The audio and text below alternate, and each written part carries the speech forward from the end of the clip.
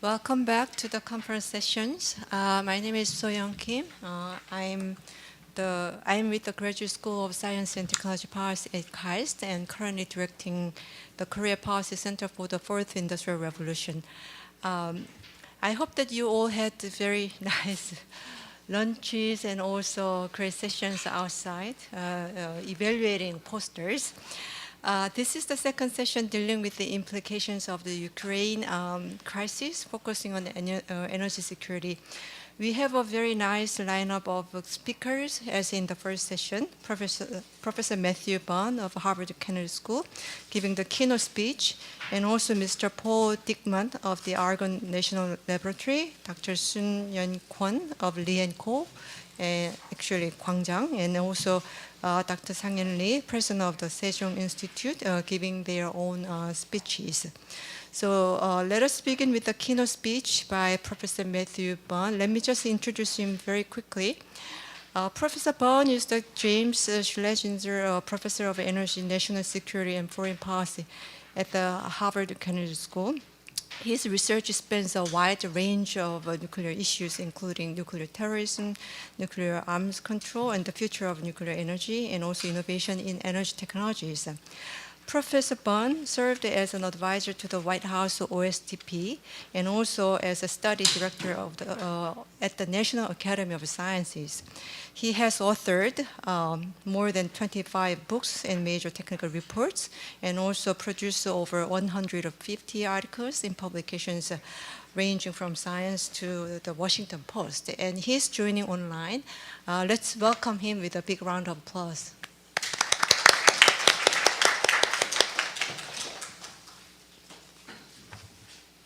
Thanks very much. I'm sorry I can't be there in person. It's a pleasure to be here, and I want to thank the organizers for giving me the opportunity to talk to you a little bit. I apologize that I haven't been there to hear what's been said before, so I hope I won't be too repetitive of things that have been said previously. So the war that Russia has launched on Ukraine really is upending a good chunk of the international order. We have a founding member of the United Nations, a permanent member of the Security Council, waging a large-scale aggressive war, exactly what the Security Council was designed to prevent. And Ukraine, which gave up the nuclear weapons that were left on its soil after the Soviet Union collapsed in return for security assurances, has seen those assurances be tossed aside and is being torn apart. And there, as you all know, there are huge impacts around the world on security issues, on food security, on energy security, and it's affecting countries everywhere. So this forces us to rethink a lot of nuclear policy, ranging from nuclear weapons to nuclear energy.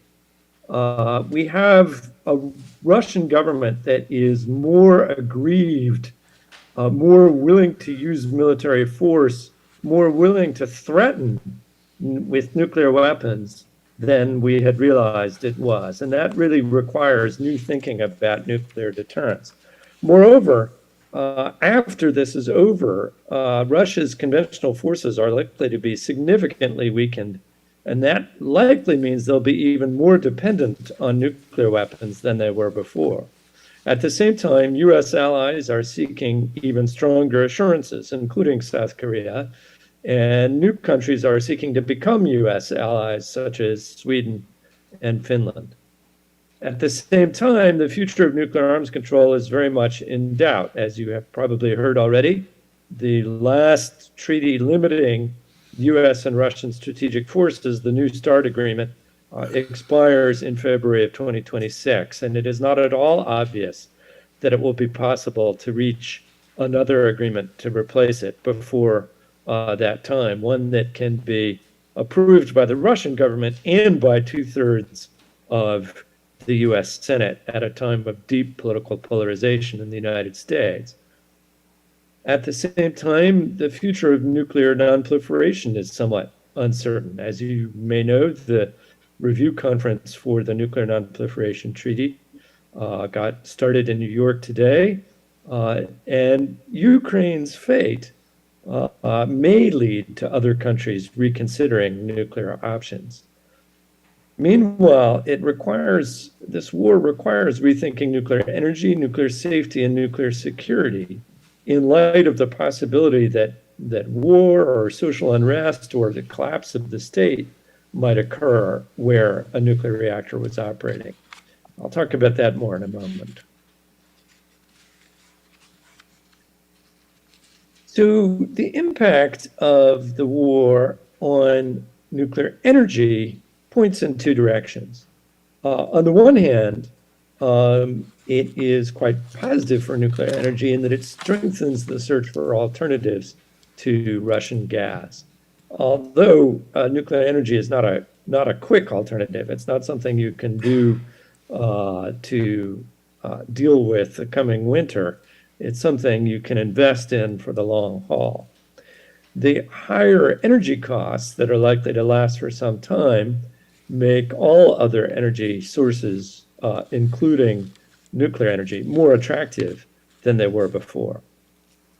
But at the same time, it points in a negative direction, and that the war offers a new reminder that in addition to the normal accidents and other issues that the public often worries about with respect to nuclear energy, war is one of the dangers to be considered, especially over the long lifetime of a nuclear project.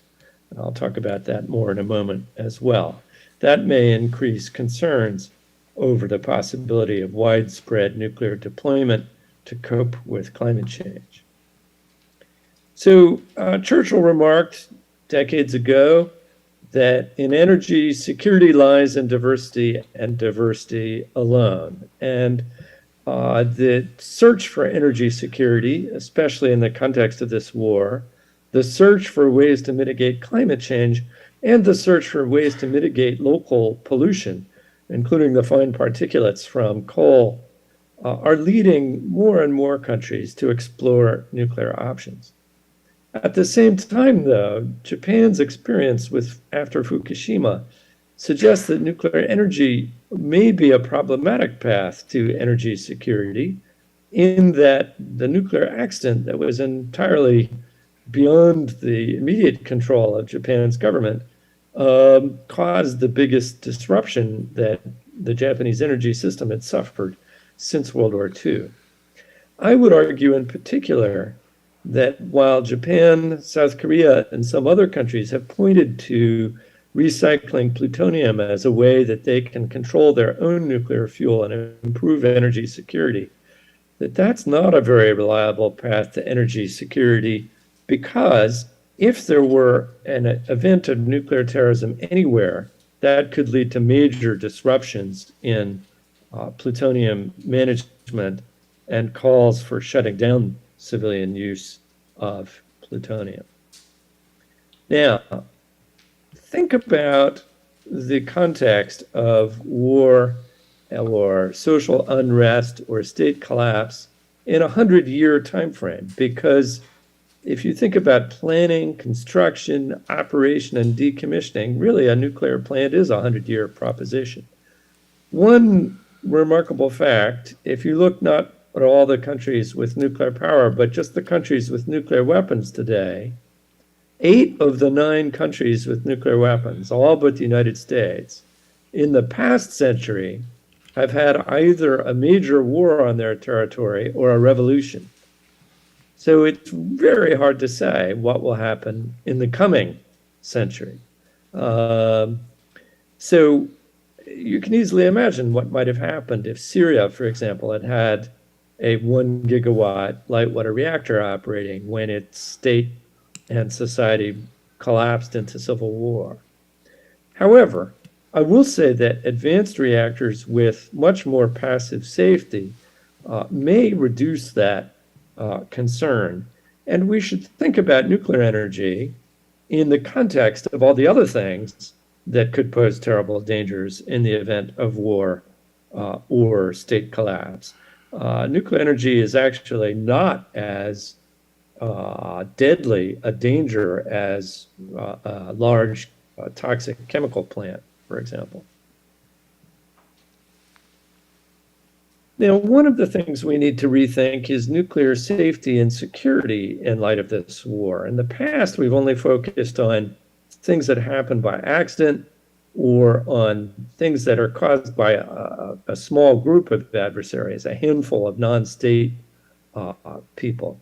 Now we need to at least think about the armed forces of a state, which is a totally different ballgame.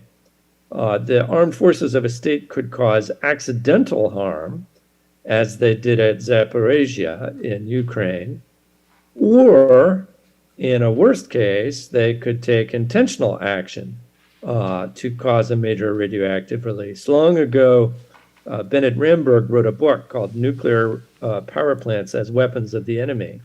Unfortunately, in some places, we need to think about that as a realistic possibility. But clearly, the armed forces of a state aren't something we should expect nuclear operators to be able to protect against. That's the job of the armed forces of the state, to protect the country and the nuclear reactors in the country. But clearly, states need to think harder about their role in protecting against threats to reactors that are beyond the design basis. We can talk about that more in the discussion.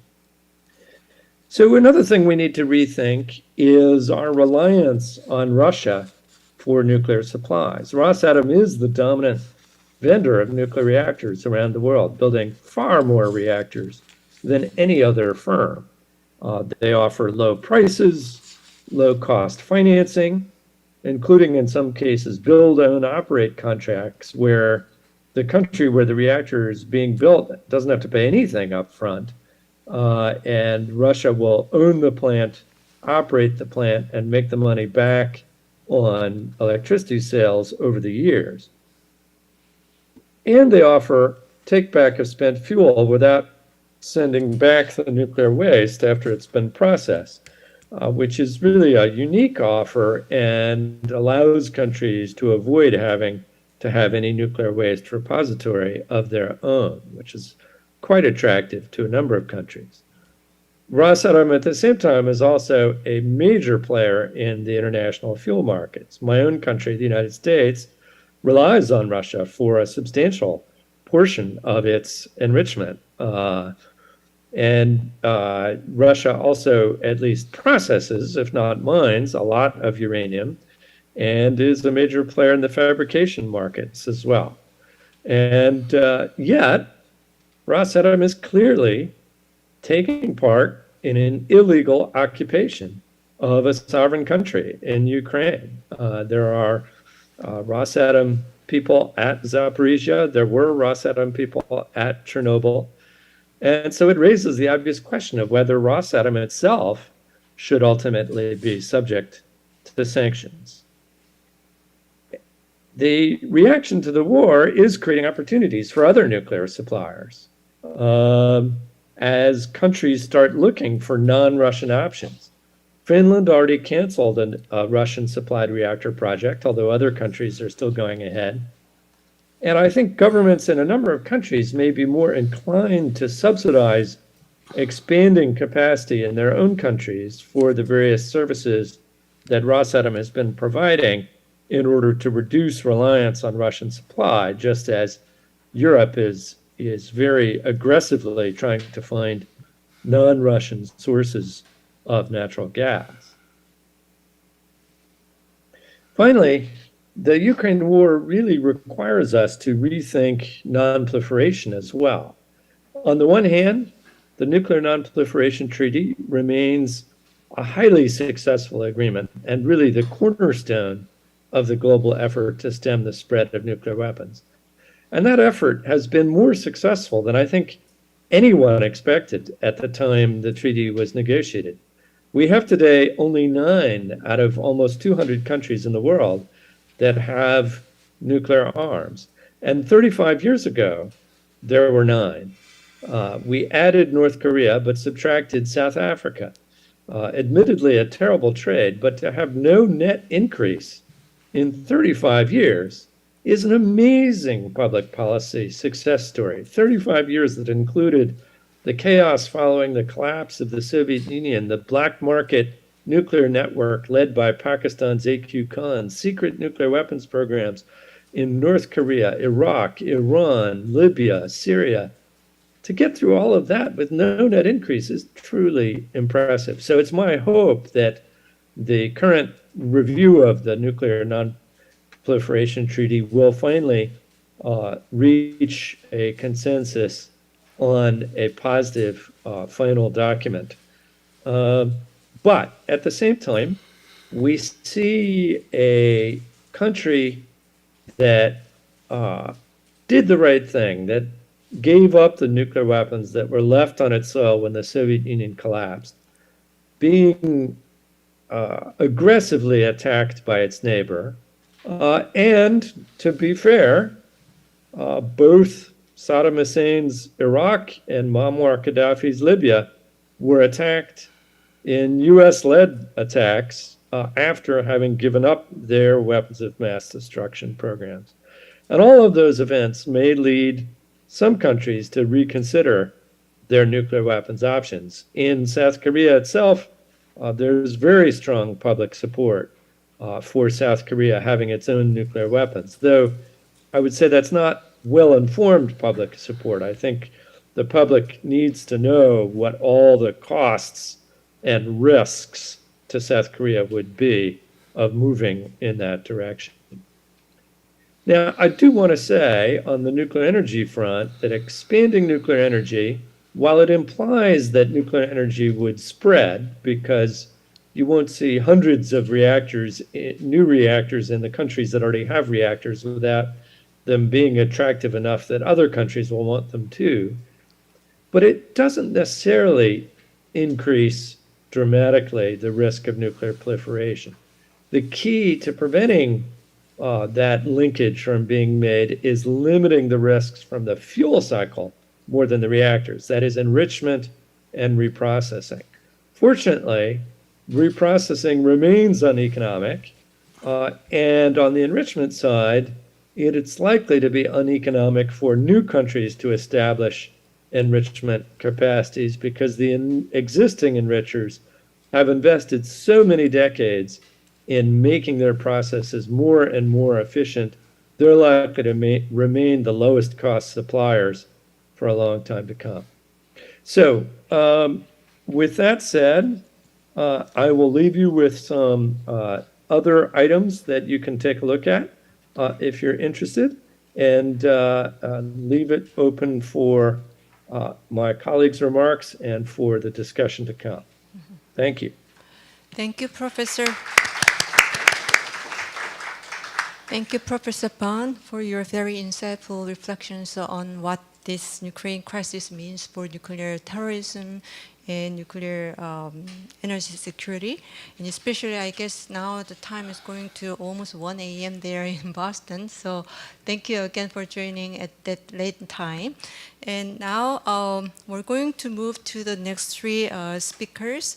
The first of these three speakers is Mr. Paul Dickman, Senior Policy Fellow at the Argonne National Laboratory. Let me briefly introduce him. As an expert on nuclear energy, non-proliferation, and nuclear security policy, Mr. Dickman has been involved in the forefront nuclear energy and national security programs in the U.S. and also internationally for more than 35 years. He has held senior managerial positions at the U.S. Nuclear NRC and also the National Nuclear Security Administration of the Department of Energy. He holds leadership positions in the American Nuclear Society and the World Council on Isotopes, and also serves as an advisor to the Japanese government on the decommissioning of the Fukushima accident site. So let's just welcome Mr. Dickman to the session.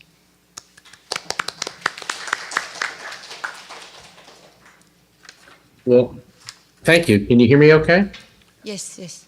Okay, good. Well, thank you for having me, and it's always good to follow Matt Bunn at a meeting of this sort because he provides a good comprehensive view So I am left trying to find a few items of interest that I hope will advance our discussion. So, well, look, let's start. When we talk about energy security, we have to consider that a few things. One is the Republic of Korea is the world's 8th largest consumer of energy.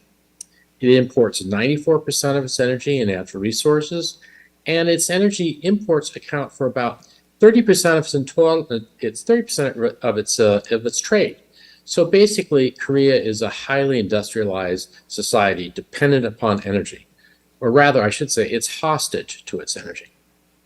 So what does your government say about this? I want to read specifically something from your Ministry of Foreign Affairs. Quote, Korea is vulnerable to changes in global energy markets, including the rise in prices and supply-demand imbalance. Furthermore, Korea is highly dependent upon specific regions for its imports of energy and resources, including oil and natural gas, which adds to its vulnerability in energy security.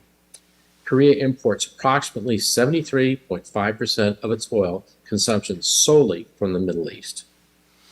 So in our conversations about Russia today and energy security, we also need to add Iran into this discussion. In my opinion, the greatest destabilizing influence in the Middle East today is Iran, and they are being emboldened by the Russians and the Russian actions. So I don't think the average American or Korean really sees this Russian-Iran alliance as a global threat to energy security. But Iran is one of those countries that's been under UN sanctions for years, decades actually, but their economy advances. Their oil has never really stopped flowing. In fact, Korea imports about 3 or 4% of all of its oil from Iran. And by the way, it imports 14% from the US. So just as by comparison. So anyway, but a major disruption in Middle Eastern oil supply would be catastrophic to Korea. There is no plan B when 70% of your energy comes from there. That's why the U.S. spends somewhere between $50 to $80 billion a year just maintaining a deterrence force to protect the global energy supply. So this protects not only Korea, protects Japan, and actually I have to say, it defends China's energy supply as well. But so let's pause for a minute and talk about nuclear. So it's important to realize that Iran's uranium enrichment program is clearly intended to provide an option for breakout for nuclear weapons.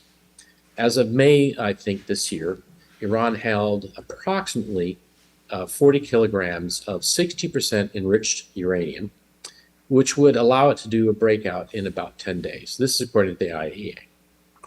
So in my view, this was actually where Iran is today as a result of the Trump administration withdrawing from the JOPCA and allowing Iran to further marginalize the IAEA.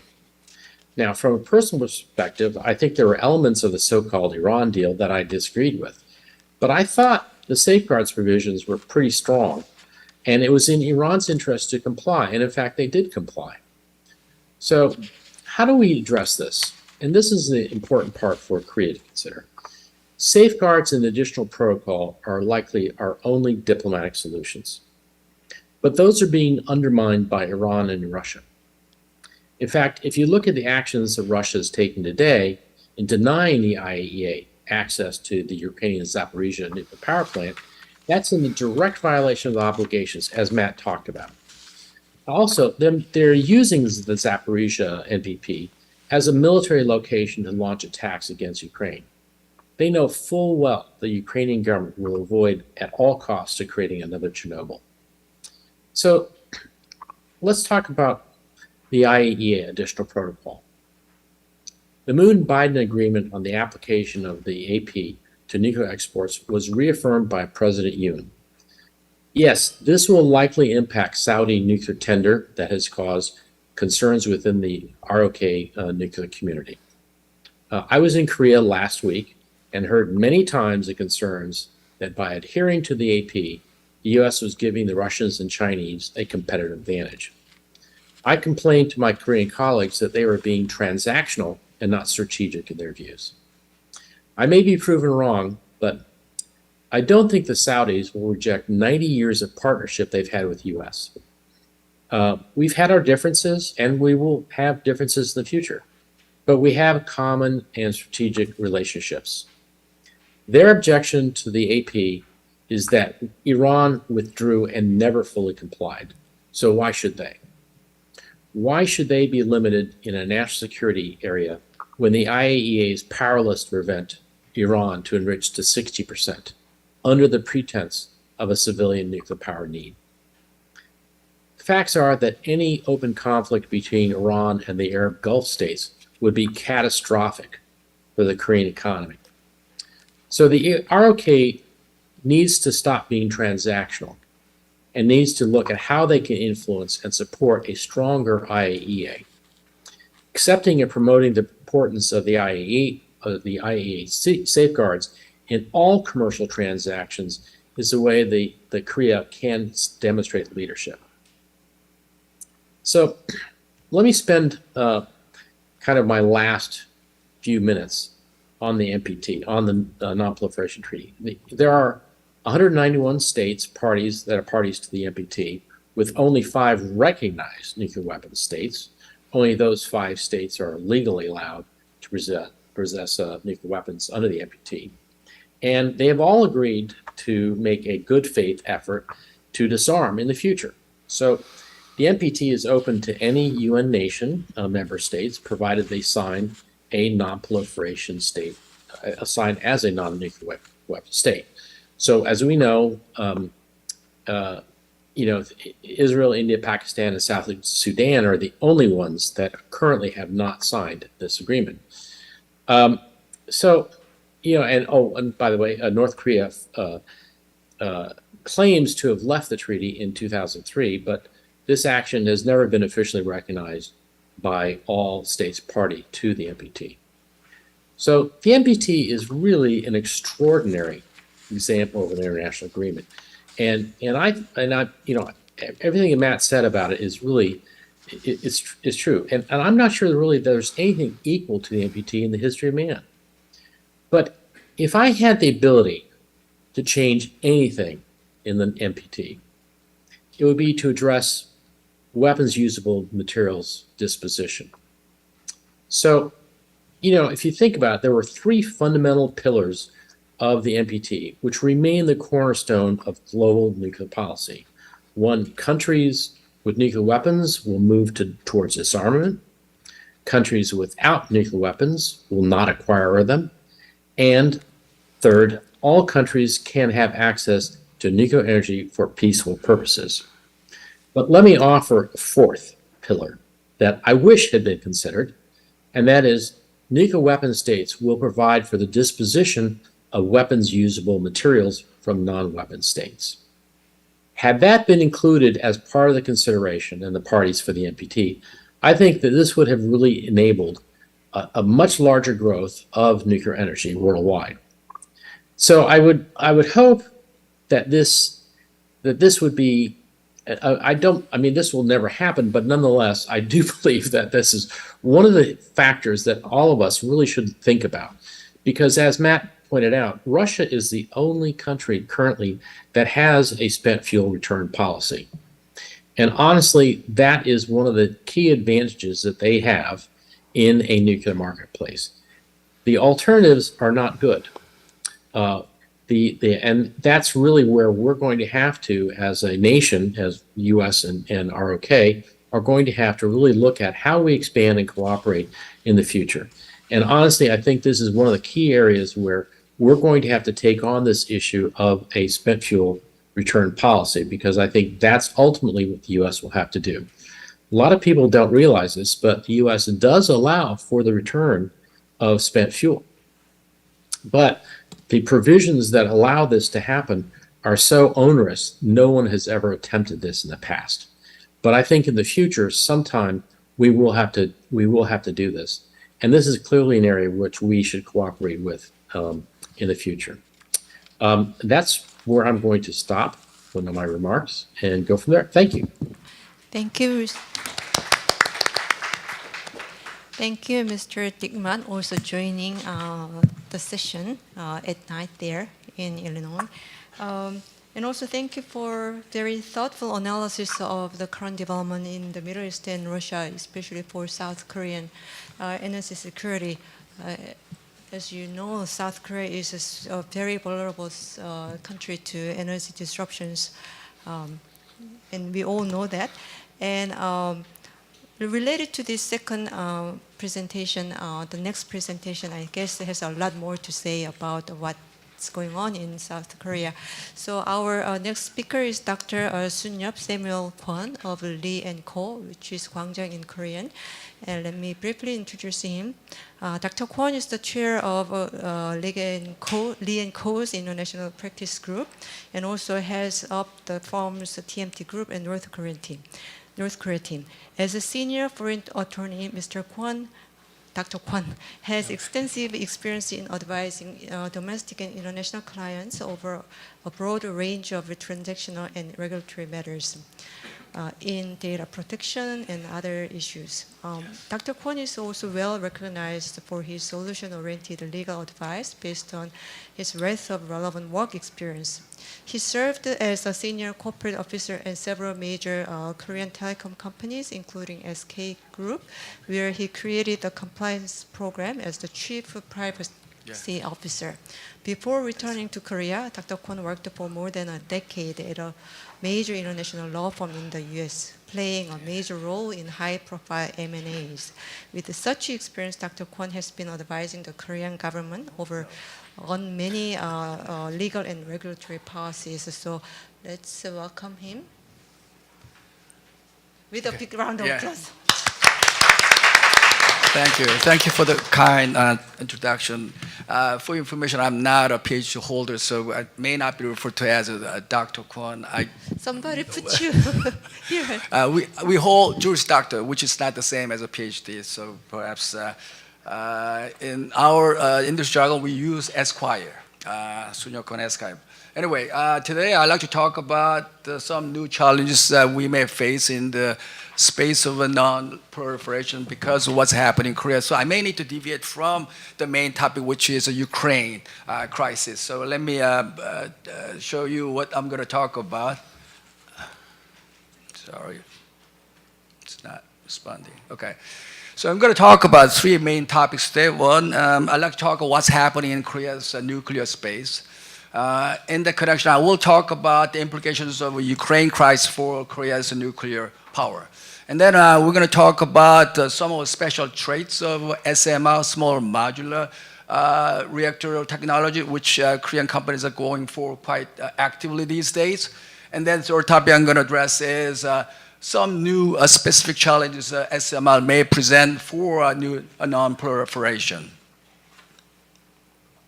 So let's talk about what's happening in Korea first. And as we know, as of the 10th of May, we have a new president, Yoon Suk-yeol. And shortly before his inauguration, he actually announced 110, so-called 110 major policy initiatives. If you look at these policy initiatives, then you can see several policy initiatives directly related to nuclear power. So let me go through some of those policy review initiatives now. First, the first policy initiative declares that this current government is going to scrap our previous government's nuclear power phase-out policy. What that means that in Korea, nuclear will continue to maintain its status as a baseload power. And what that means in the real world, what that means that Korea will actually resume construction of new nuclear power plants, probably starting with Shinano, number 3 and number 4. At the same time, Korea will be seeking extension of lifespan of existing power plants. If you look at the table here, we have 10 nuclear power plants whose lifespan is set to expire before 2030. This incumbent government is seeking to extend the lifespan of all of these existing 10 nuclear plants before 2030. What does that mean in terms of energy mix going forward for Korea?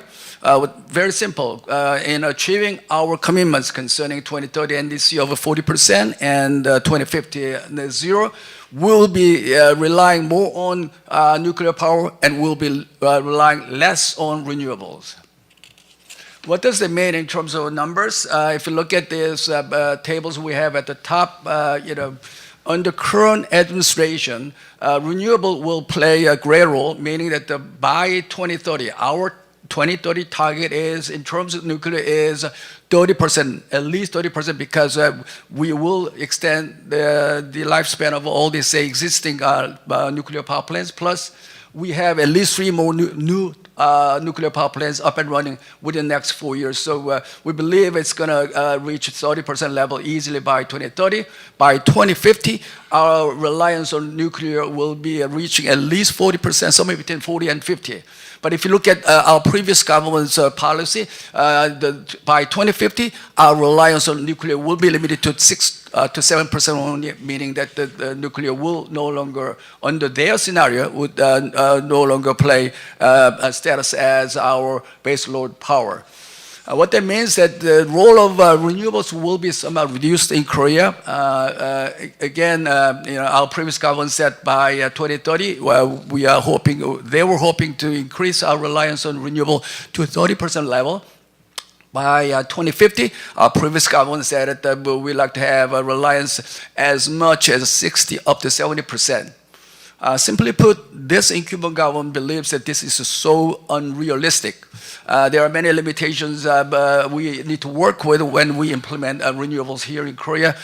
Korea doesn't have that much sunshine, doesn't have that much wind. We happen to have a lot of mountains. We happen to be one of the most densely populated countries in the world, meaning that we don't have that much land where we can deploy the solar farms and wind farms. So people argue that perhaps renewables may not have a major fit for Korea. Anyway, apart from the efficiency of nuclear, this incumbent government believes this figure of 60 up to 70% ratio is so unrealistic. At the same time, our president is very much focused on promoting export of Korea's nuclear power technology to foreign countries such as Saudi, countries such as Poland and Czechoslovakia. So if you look at policy number 3, it specifically called for export of at least 10 Korean reactors by 2030. And our president really means it. So that's why when he made a trip to a NATO summit in June, he made a sales pitch for Czechoslovakia's nuclear power plant through the course of that summit meeting. But in exporting our technology to foreign countries, we have 2 major challenges we need to overcome. One is we still have some outstanding issues between private parties involved in this Korean nuclear reactor technology. I don't need to name those companies. Simply put, we need to see these private parties engaging some discussions, hoping to address these issues. At the same time, there is an argument to the fact that our export of our technology, nuclear technology, to a foreign country may trigger U.S. export control issues. If that argument has any strength, then perhaps we may need to see both governments engaging some discussions as well going forward. Second issue we will need to overcome is the restoration of our supply chain, because simply put, during the past 5 years, there has been no sufficient work going around. So some of our part suppliers, component equipment manufacturers, they actually changed the line of business. They didn't bother to renew their product certifications, things like that. So for them to come back to our supply chain, nuclear power supply chain, they simply need to, they have some job to do. The question is how quickly they will be able to restore that status. Well, in the connection, our government came out just about a week ago announcing that now they want to move up the time schedule for the resumption of constructing Shinhan number 3 and number 4. They like to begin constructing these new power plants beginning in 2024 rather than 2025. So we will know within the next 2 years if Korea will be able to restore its supply chain effectively or not. At the same time, our president is now talking about some new ambitions. He'd like to make our nuclear power industry as one of the most advanced and most competitive. And he came up with several action items. So if you look at this table, first, Korean government will support Korea's development of its own indigenous new nuclear technology such as SMR. So we expect to see some major R&D funding from the government for Korea's development of its own SMR technology.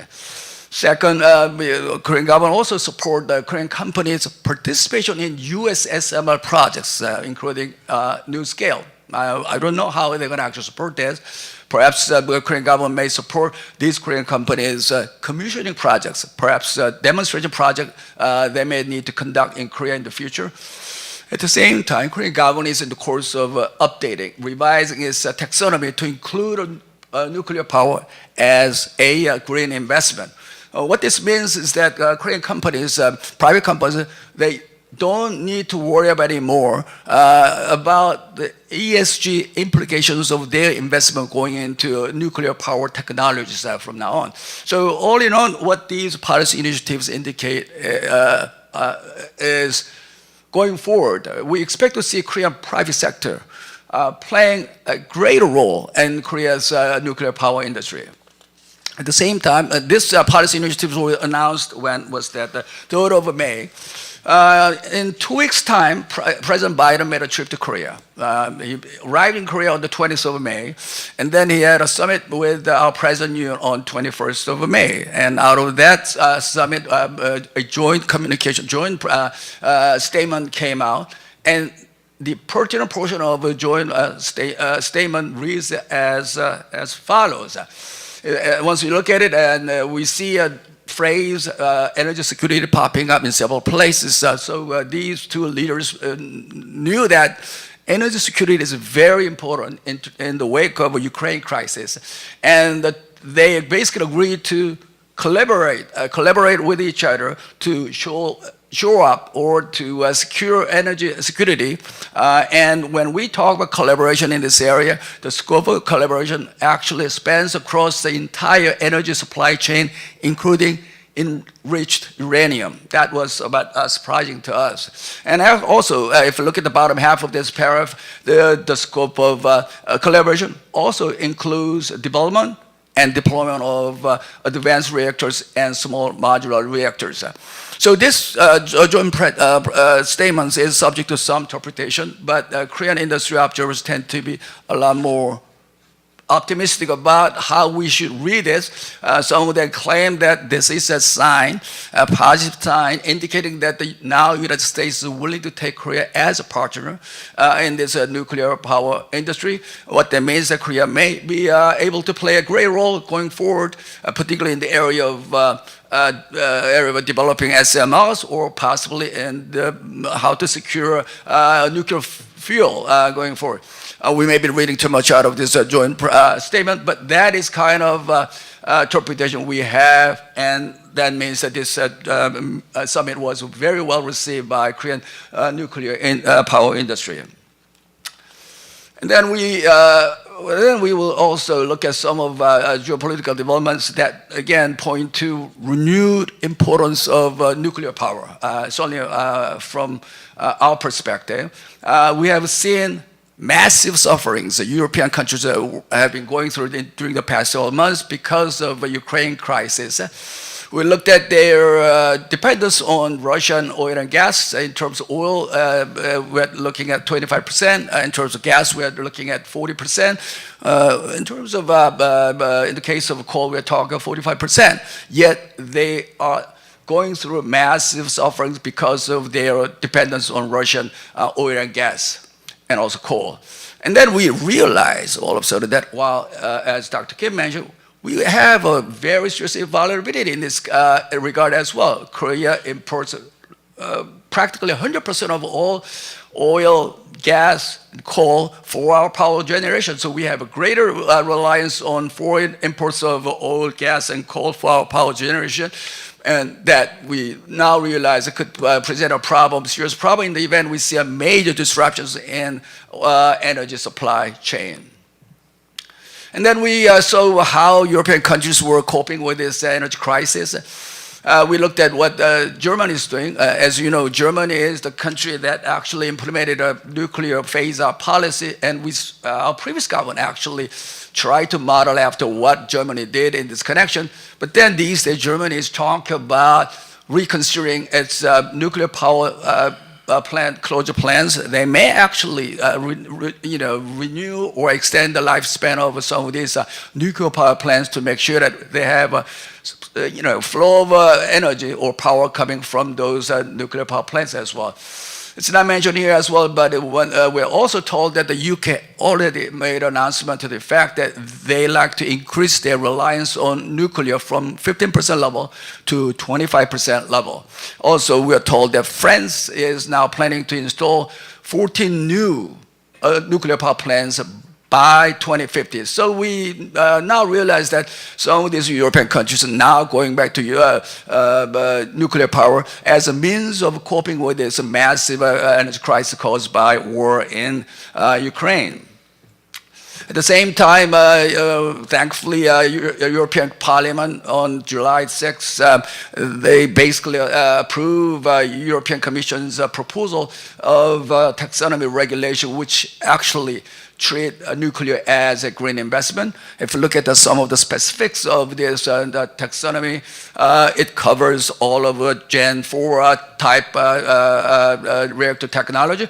And when we talk about Gen 4, Generation 4 technology, we're talking about so-called closed fuel cycle mechanism. We can talk about this at a later time in more detail, but again, all of this Gen 4 type reactor is covered by this taxonomy, and also all of Gen 3 plus type will be also covered, and it is referred to as so-called best available existing technologies.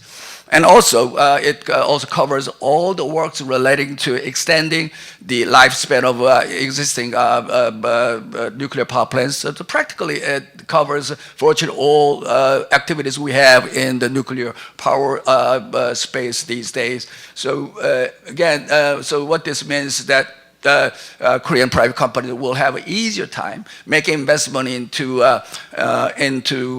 nuclear power area once our taxonomy is updated to follow what the EU has done in this area.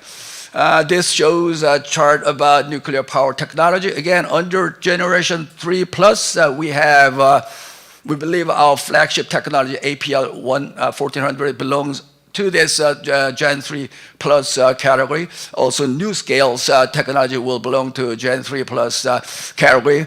And moving to Gen 4 technology, we believe all of MSL technology belong to this Gen 4, and all of SFR technology, reactor technology, will also belong to Generation 4 category. This chart shows basically, historically, whenever you have a major energy crisis, then you tend to resort to nuclear power. We believe the same will be repeated, or is being repeated as we speak right now in the wake of energy crisis caused by war in Ukraine. To recap, again, in the wake of a Ukraine crisis, we came to realize that we have a major vulnerability because we have 100% dependence on foreign oil and gas for our power generation. And as other speaker mentioned, we happen to have a very well-developed industrial base, which requires a lot of electricity to operate. So we simply need to find a way to reduce our dependence on foreign oil and gas to make sure that we survive in the event there is a massive or disruption in oil or gas supply chain in the future. So that we realize is one homework we will need to do in the wake of the Ukraine crisis. At the same time, high oil and gas price is causing another problem, headache for Korean economy. Why is that? Because once oil price stay at 90 up to $100 level, we are basically structured to pose a lot of trade deficit, and if this price level continues, that means we will suffer from major chronic trade deficit, which means that we may have a hard time to defend, to protect the value of our currency going forward if this sort of high oil price continues. In fact, if you look at our trade performance during the first half of this year, we actually registered a record amount of trade deficit, because no matter how many semiconductor products we sold, no matter how many cars we sold to foreign countries, simply because of this high oil price, we had no choice but to post a record amount of trade deficit during the first half of this year. So that is one serious problem we'll need to deal with. So we simply need to reduce our dependence on foreign oil and gas for this reason as well. At the same time, Korea is also going through electrification process for its transportation industry, meaning that we need a lot more demand for electricity. So we, again, simply need to make sure that we have steady production of affordable power going forward. Looking at all these factors, there is growing consensus to the fact that we may not have any other choice but to deepen our reliance on nuclear power going forward, particularly those new technologies that allow us to use nuclear fuel on a long-term basis, like 30 up to 40 years. So now let me talk about some of the special traits of SMR as it pertains to non-proliferation. Again, if you look at this picture, we're talking about a small modular type unit when we talk about SMR. So we believe SMRs will be presented to the market as off-the-shelf reactor systems rather than custom-made reactor system.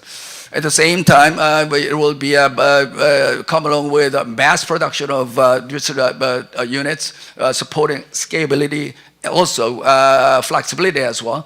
And what that means is that for mass production to be able to materialize, there will be a lot of standardization efforts going into SMR technology, we believe.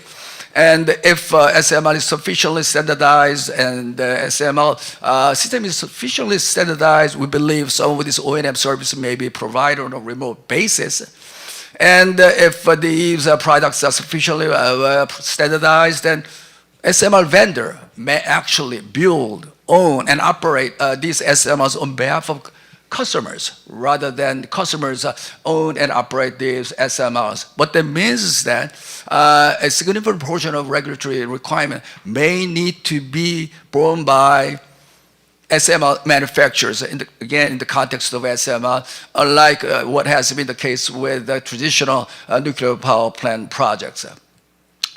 So in fact, there are a lot of harmonization and standardization efforts taking place at the IAEA level.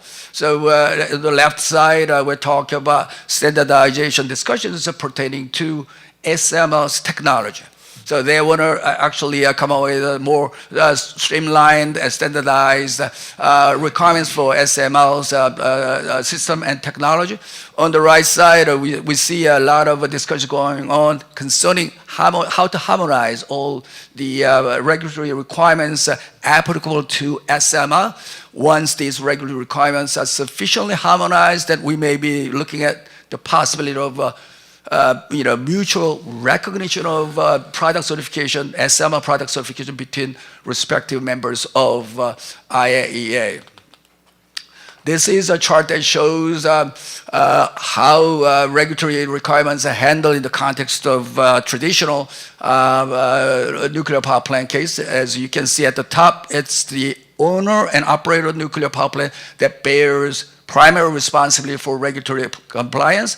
If you look at the bottom chart, once we have SMR as a major force in the market, then it will be SMR vendors that will be required to bear a primary responsibility for regulatory compliance. And obviously the amount of responsibility to be borne by owner or operator of SMR units may be somewhat less than which has been the case in the case of traditional nuclear power plants. So lastly, let me talk about some of the specific challenges SMR may present for non-proliferation. This chart shows some of the Korean companies that have already made investments into US SMR projects. And if you look at these Korean companies, you will know that they didn't make investment into these US SMR projects as a financial investors, rather they made investment as strategic investors. What that means is that they have a specific roles and responsibilities they have already carved out in their relationship with the project owner.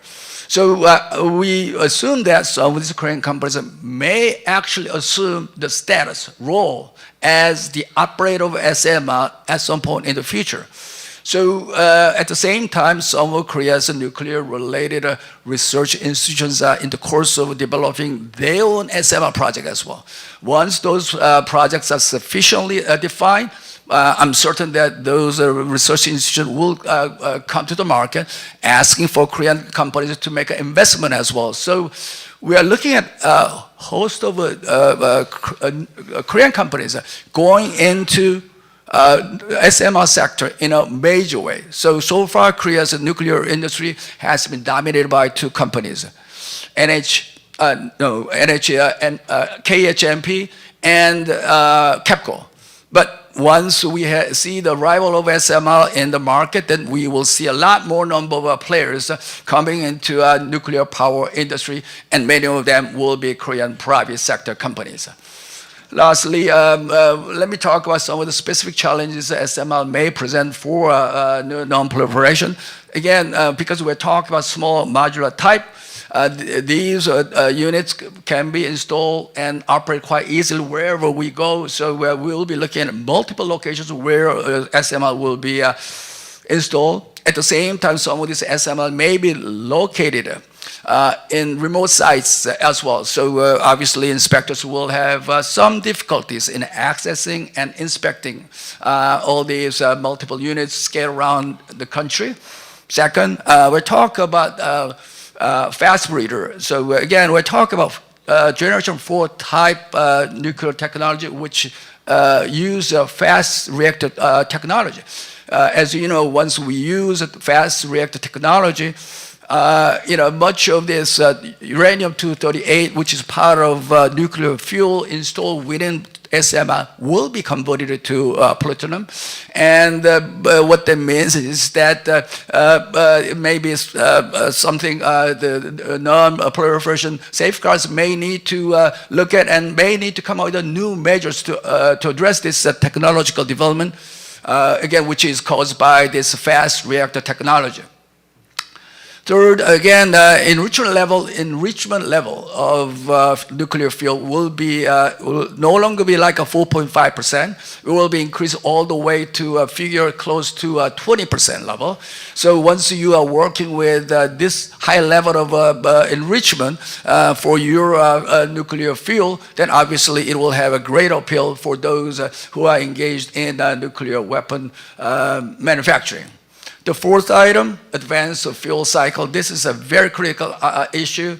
Again, unlike light water reactor systems, when we talk about generation 4 fast reactors, they're all talking about their reprocessing of spent fuel. Again, when you operate generation 4 type nuclear reactor, SMR, then what is said is, rather than moving your spent fuel from reactor to storage, rather you actually process and reuse that spent fuel.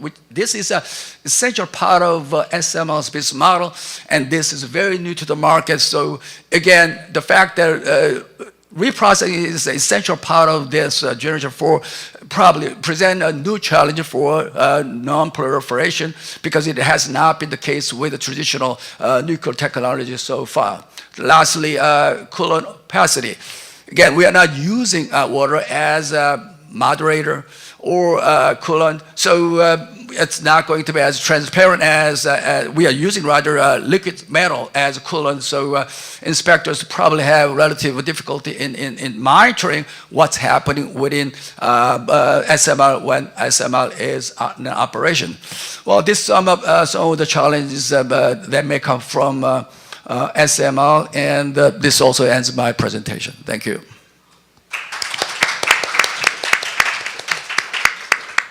Thank you, Mr. Kwon. This is a truly extensive overview of the latest development of the government nuclear policy of the South Korea, especially focusing on SMR. And there are many interesting challenges which mean a kind of uncharted territory for regulatory agencies because of advanced fuel cycle or coolant opacity. I guess these are very interesting issues we can touch upon in our discussion sessions. So our last speaker is Dr. Sang-Yeon Lee, president of the Sejong Institute, co-hosting this conference. There is a lot of introduction I can make, but I can skip because you should know him. Otherwise, right? That's going to be weird. So I'll just skip his introduction and let's just go into the presentation. Okay. Well, thank you, Professor Kim. Well, after two very excellent and extensive presentations, I'm afraid I don't have much to say. And looking at international relations these days, I think most nations, most countries cannot escape some of the common concerns of these days. One is obviously climate change, and second one is the energy security, and third is global security, particularly caused by increasing geopolitical risk these days. So I heard that Europe is suffering from record high temperature these days, scorched by high temperature. So yeah, we have global warming, and a lot of it caused by CO2 emissions. And because of that, carbon neutrality or net zero is becoming a quite important political agenda in every country. And also climate change causes extreme weather and natural disasters. And it will also touch upon a major biodiversity loss and ecosystem collapse. This is the kind of disaster that most nations should face in the near future. And energy security, it's obvious. Increasing need for substantial energy supply, sustainable energy supply is quite important issue for every country these days. Human civilization is based on energy consumption, and no country is exception in that. And energy these days is a resource with inherent security values. Without energy, without sustainable energy supply, our security itself is quite endangered. And interestingly, energy security is vulnerable to geopolitical and economic shocks from outside the world, particularly like Ukraine crisis these days. And global security, increasing geopolitical risk. Think about the US-China strategic competition, how it disrupts the supply chain in all of the world. And also because of the systemic fragmentation since the COVID-19, we are suffering from many symptoms of the supply chain disruption and other fragmented global order. And regime meltdown or weakening global governance. Some of the international regimes that governed global governance is quite weakening these days. UN Security Council does not function properly. WHO, WTO is not quite a good regime these days. In non-proliferation area, in the morning we discussed about INF and Open Skies Treaty, some of the latest victims of the this regime meltdown phenomenon. So let me give you a little bit a sense of how energy and particularly electricity generation is touches upon our national security and prosperity. One obvious data says that human development, which is a composite index of health, education, and living standard, clearly shows that there's a close correlation between energy consumption and the level of human development all over the world. This data is coming from UNH human development data. And also looking at all the energy consumption recently, think about the regional and fuel sector graph. In the left graph, you see that most OECD nations' energy consumption is pretty much stabilized. But thinking China, India, and other Asian countries, their energy consumption is increasing quite rapidly. And also fuel source, looking at that steel, oil, gas, coal increase is quite substantial, taking huge proportion in world energy consumption. Looking at 2019 world energy final energy share by the source. Looking at the left graph, you see oil, coal, gas takes about 2/3 of the energy source. And the green one on the left graph, this is the electricity production. But if you look at that energy, electricity production separately, on the top right circle, you see only 1/3 is coming from green energy, like a nuclear, hydro, wind and solar sources.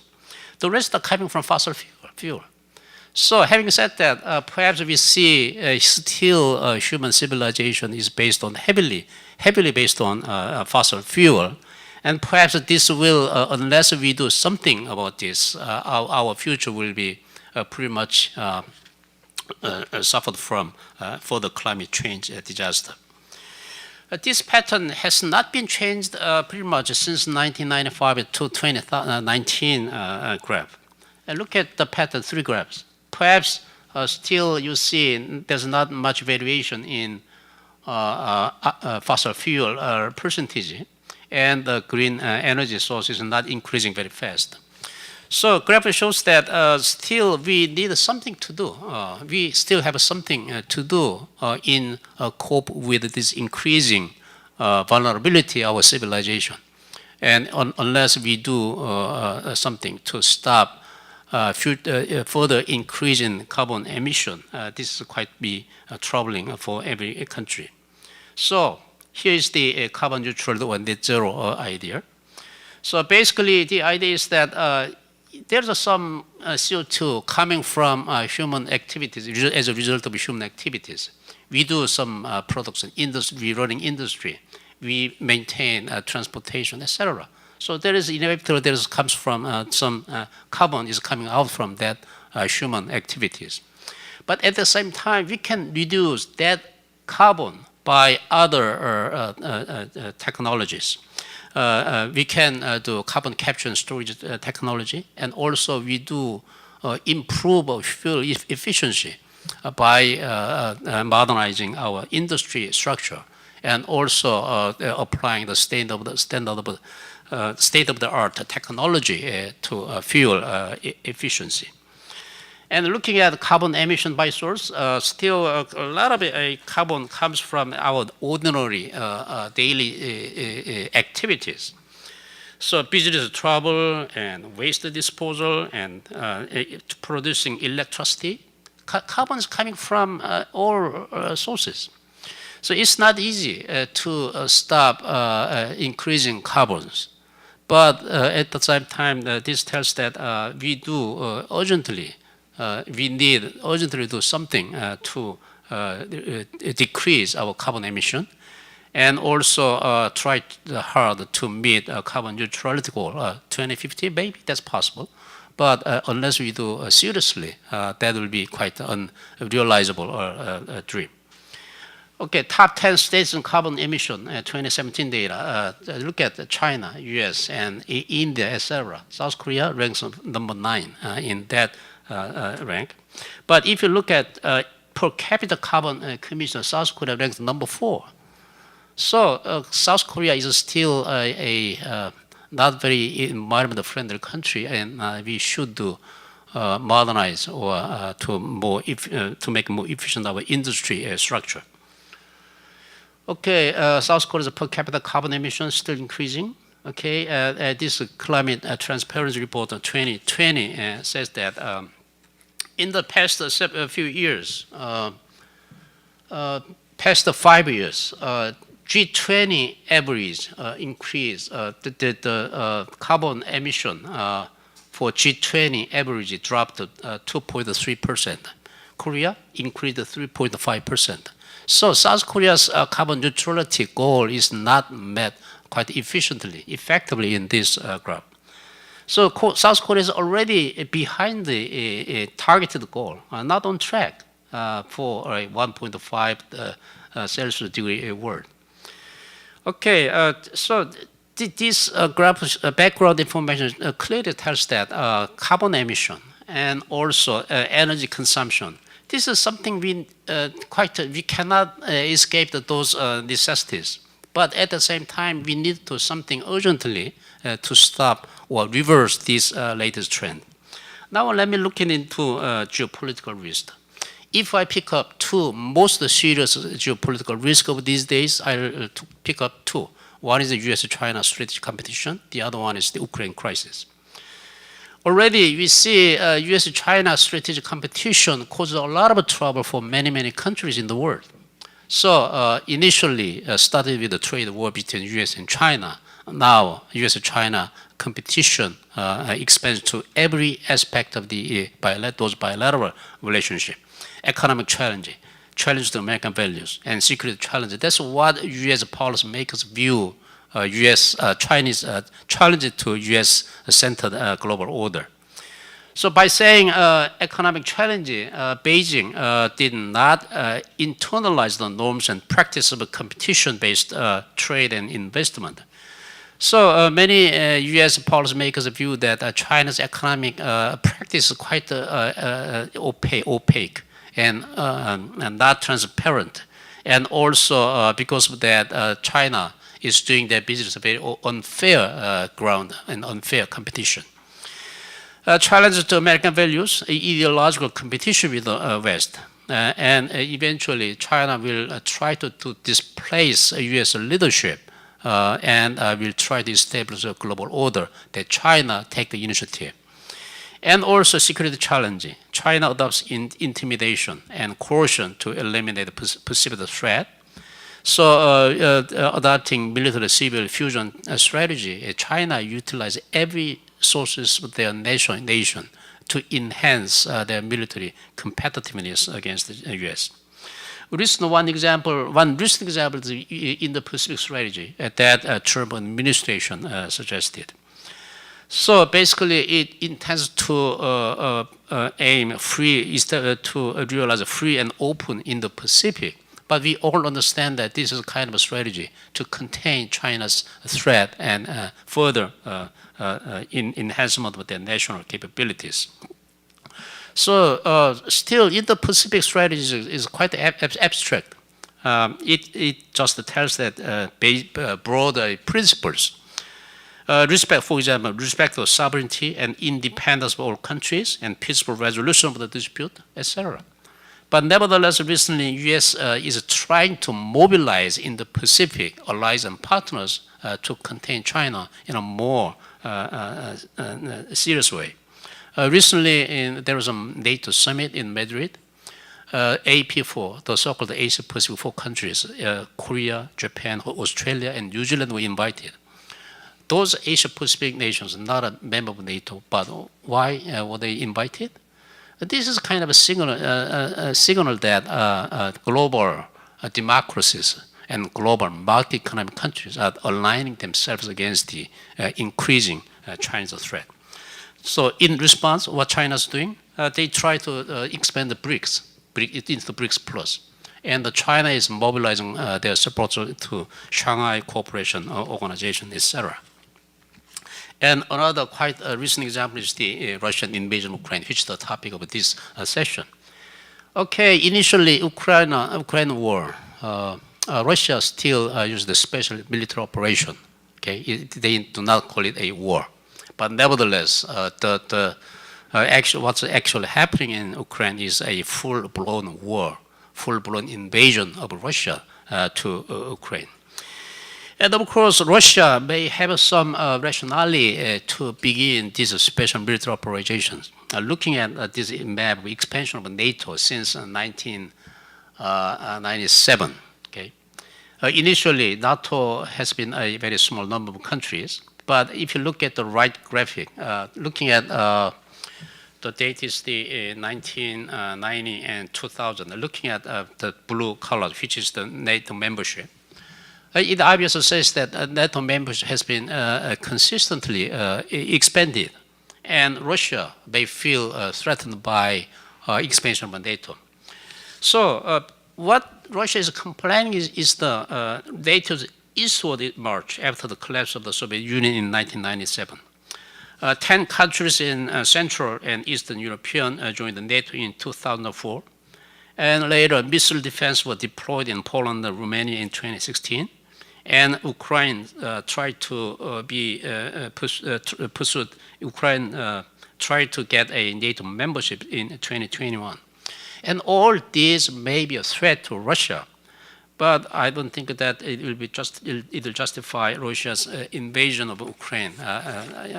In other words, Russia's ignorance of the national territorial sovereignty about the nation is not cannot be justified. And recent campaign situation in Ukraine, initially D+1 on the top left graph, the dispute occurred all over the country in Ukraine. But after 100 days, these days campaign is pretty much focused on the eastern part of the country, particularly Donbas region. And we these days evaluate that Russia's true intention may be taking part of the eastern part of the Ukraine, not occupying the whole Ukraine territory. So looking at some of the implications, interestingly, I used the same graph that Mr. Kwon used in his presentation. In the left graph, look at the red bar. This is the proportion of natural gas imported from Russia. Letter is quite small, but look at reading it from the top. Estonia, Finland, Moldova, North Macedonia, Bulgaria, Latvia, Serbia, Slovakia. So most of these small European countries have no alternative than Russian gas. And Germany is located in almost the middle. Germany imports almost half of its natural gas from Russia. So if you look at this graph, we may understand why Putin is so confident about his military campaign in Ukraine. So globally, the statistics say that we produce enough natural gas to meet every country's demand. But in order to import the natural gas from other regions, not Russia, what do we need? Perhaps we need some plant facilities to liquefy it first. And we need lots of LNG tanker ships. And also, again, another facility in port to regas that liquid LNG. So if we work hard, perhaps it will take 2 or 3 years at least to construct that plants in European countries. But supposing that Ukraine war will end 1 or 2 years, again, Russian natural gas will flow in the pipeline at a much cheaper price. Then which European country will be willing to pay high price for natural gas? So this is quite a difficult game. So if European countries try to decrease its reliance on Russian natural gas, perhaps this will be much longer term investment and readiness, preparation. And looking at the right graphic, this is the food situation. Ukraine has been quite a significant food exporter in recent years. One statistics say that Ukraine exports world sunflower seed oil. It takes 39.5%. Wheat export, 8.0%. So it's already a significant portion that Ukraine takes in global food market. Now this is completely, almost completely stopped. Only recently, some port in Ukraine began to ship out their wheat, but I think it will take time that the global community can adjust to this increasing turbulence. And thinking about energy security and nuclear power, I will say 3 implications. One is the weakening non-proliferation regime. So we already see a lot of symptoms of the weakening NPT system. Particularly, in this morning, we already talked that great power collaboration will be much more difficult because of the strategic competition and also geopolitical dispute. And also, we see safety of nuclear reactors questioned in Ukraine cases. And region meltdown, UN Security Council, WHO, WTO, some of the latest victim is INF, Open Skies Treaty, Paris Agreement, something like that.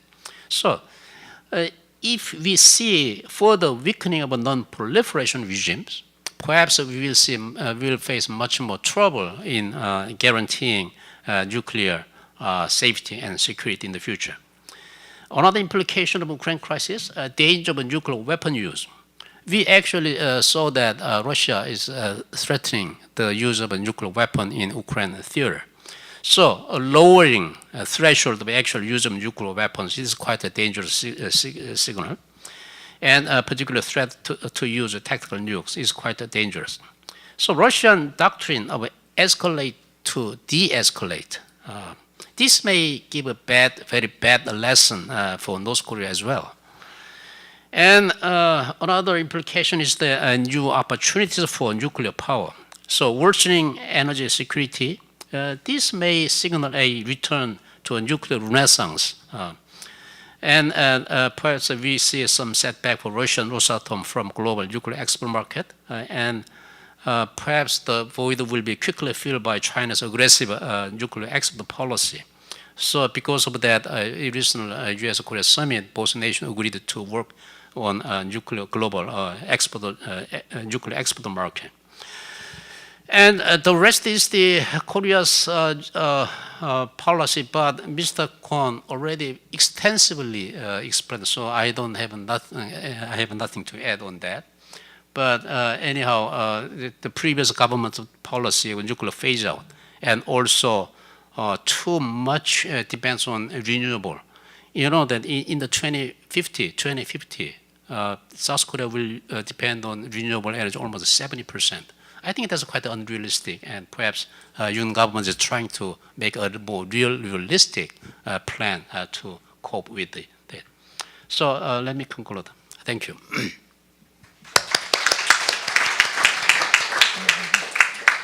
Thank you for this very great presentation. And as you know, since the start of the Ukraine crisis, the IAEA member countries took very exceptional steps to release oils, reserve oils from its member countries.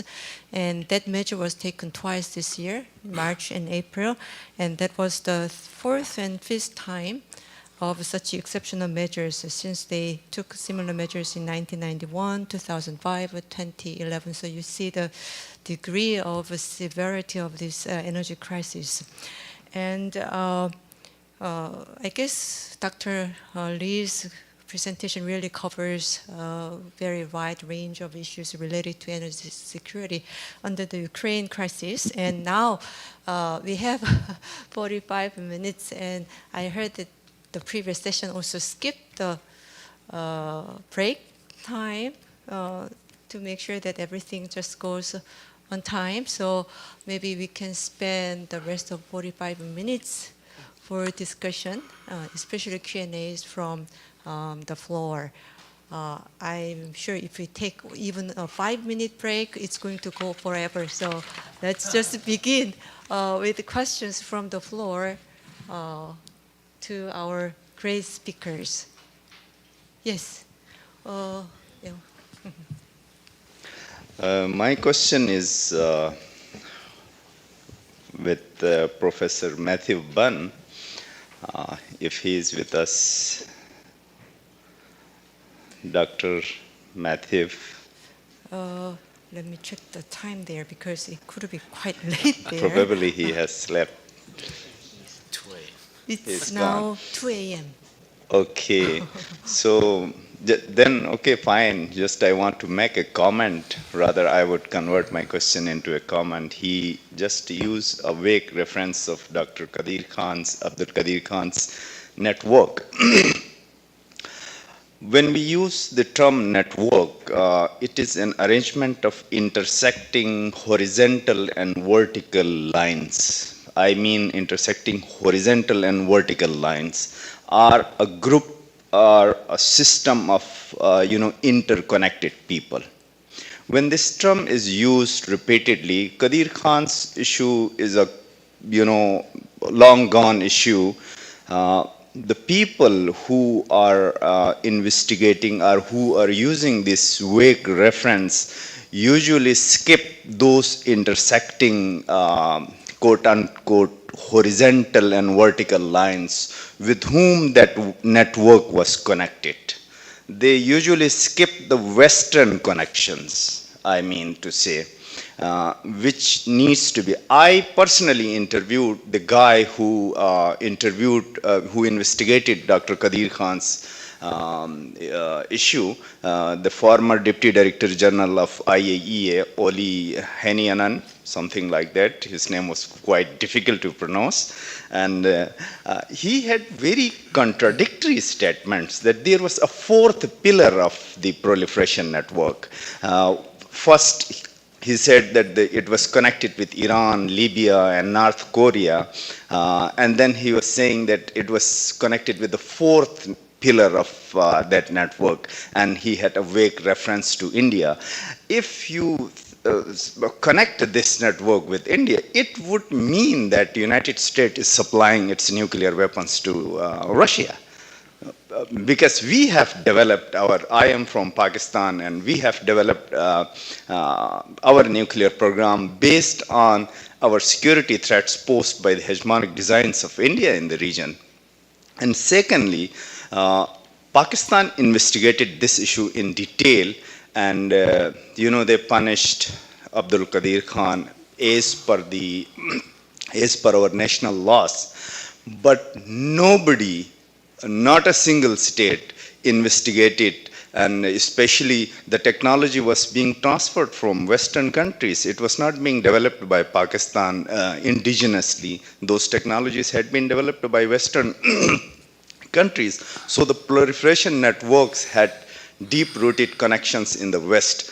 Those networks, those horizontal or the vertical lines have not been investigated. Secondly, more important issue today is not to regurgitate the issue of Qadir Khan. Rather, nuclear thefts is more dangerous than nuclear theft is more dangerous issue than the issue of Qadir Khan, which is a gone case. Qadir Khan is, may his soul rest in peace. So he has died. And when I give a reference to nuclear thefts, since 1994 till date, there have been 20 incidents of nuclear material thefts in India that could cause a great risk for nuclear terrorism. That needs to be talked in detail, which I suppose is a current issue, and that needs attention. Second, my question is open to the floor, whether Indo-US nuclear deal and the country-specific exemptions are more dangerous, not more dangerous than the previous issues we have had in 90s, or I would specifically refer to the Indo-US nuclear deal. When you are supplying your nuclear technology to a non-member state of NPT, then how can you expect its rivals to make compliance and obligations? You call us to go through the normative approach, and you apply for yourself the realist approach. Do you think that this strategy would work for the effectiveness of non-proliferation regime? Thank you. Okay. Any of our speakers giving a response? Okay. I would only make a general response. When I was practicing trade law in the States, we were talking about APEC only, Asia Pacific region. So we're talking about countries sitting on the side of Pacific Ocean only, including Australia and New Zealand. These days, when the United States comes up and talk about trade deal, they always refer to Indo-Pacific. They want to include India. So, but as you correctly mentioned, we know for sure India is very close to Russia. In fact, if you look at the weapon systems deployed by Indian Army, much of them is actually came from Russia as well. But nonetheless, because of this growing rivalry between United States and China, I think there has been strategic decision on the part of the United States to basically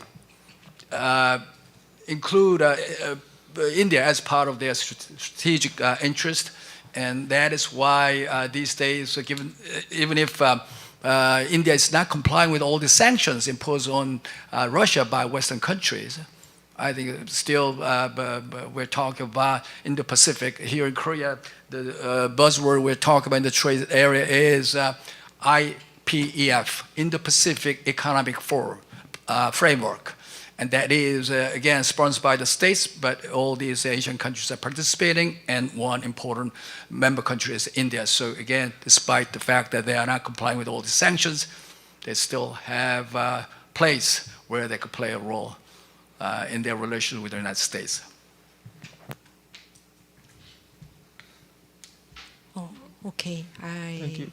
Do you have any? Okay. So, who's next? Yes. Hi, my name is Hannah Harris, and I'm a master's student at the Middlebury Institute in Monterey, California. I have two questions, and one was originally also for Professor Bun, but since he's not here, I think all of our panelists might have interesting thoughts. So my first question is, when we look to the future of peaceful uses of nuclear energy, it seems possible that the prospect for war or armed conflict will be an important factor when evaluating states or regions seeking to acquire nuclear power plants.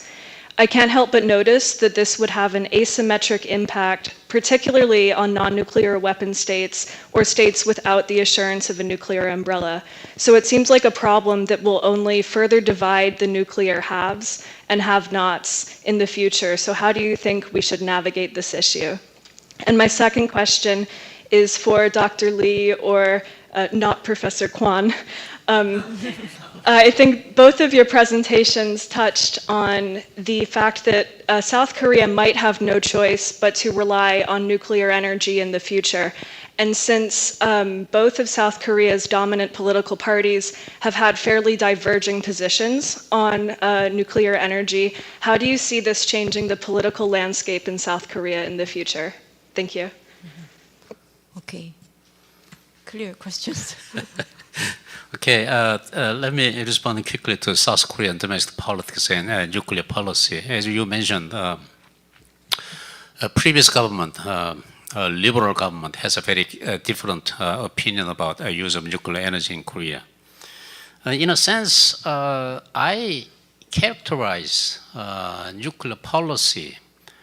This is a partially value-based and also ideology-based approach in dealing with the issue. So in the previous liberal government, many environmental activists joined the government, and on the part of that, their movement, they advocated the nuclear phase-out policy.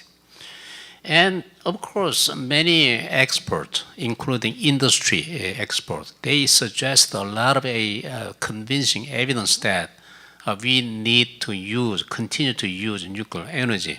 But all those voices were completely silenced. That this government has a completely opposite approach with that issue. So already President mentioned several times about reversal of that. He will scrap nuclear phase-out policy, and also he will actively promote nuclear export.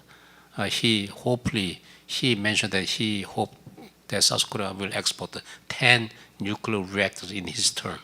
Of course, it will be some exaggeration and too optimistic, but nevertheless, important point is that South Korean policy has a very big transition to the liberal to conservative government. But if you look at carefully, even though current government has a very ambitious plan to revive a nuclear capacity of South Korea, it will take time. Think about some of the long-term energy development plan of Korea. So a nuclear power plant cannot build overnight. It will need several years of planning and several years construction, etc. But looking at the South Korean policy in the 1-year term president, how much can he decide everything? So eventually it will depend on who's the domestic political constituency, and also how much consensus President can effectively elicit from diverging public opinion in Korea. And obviously, Ukrainian crisis gave a Korean public a little more incentive to support nuclear policy, because we all obviously understand that South Korea heavily relies on import of the foreign energy sources. Like we should import every oil and natural gas. Now that supply chain is quite uncertain, unstable. So what's the alternative? Look at Korean weather. Renewable is quite unbelievable, untrustworthy in Korea. So the only option, plausible option, is looking at nuclear energy. But given the heightened standard for safety, perhaps in the future, South Korea will need to apply higher standard of safety and secure measure to continue that way.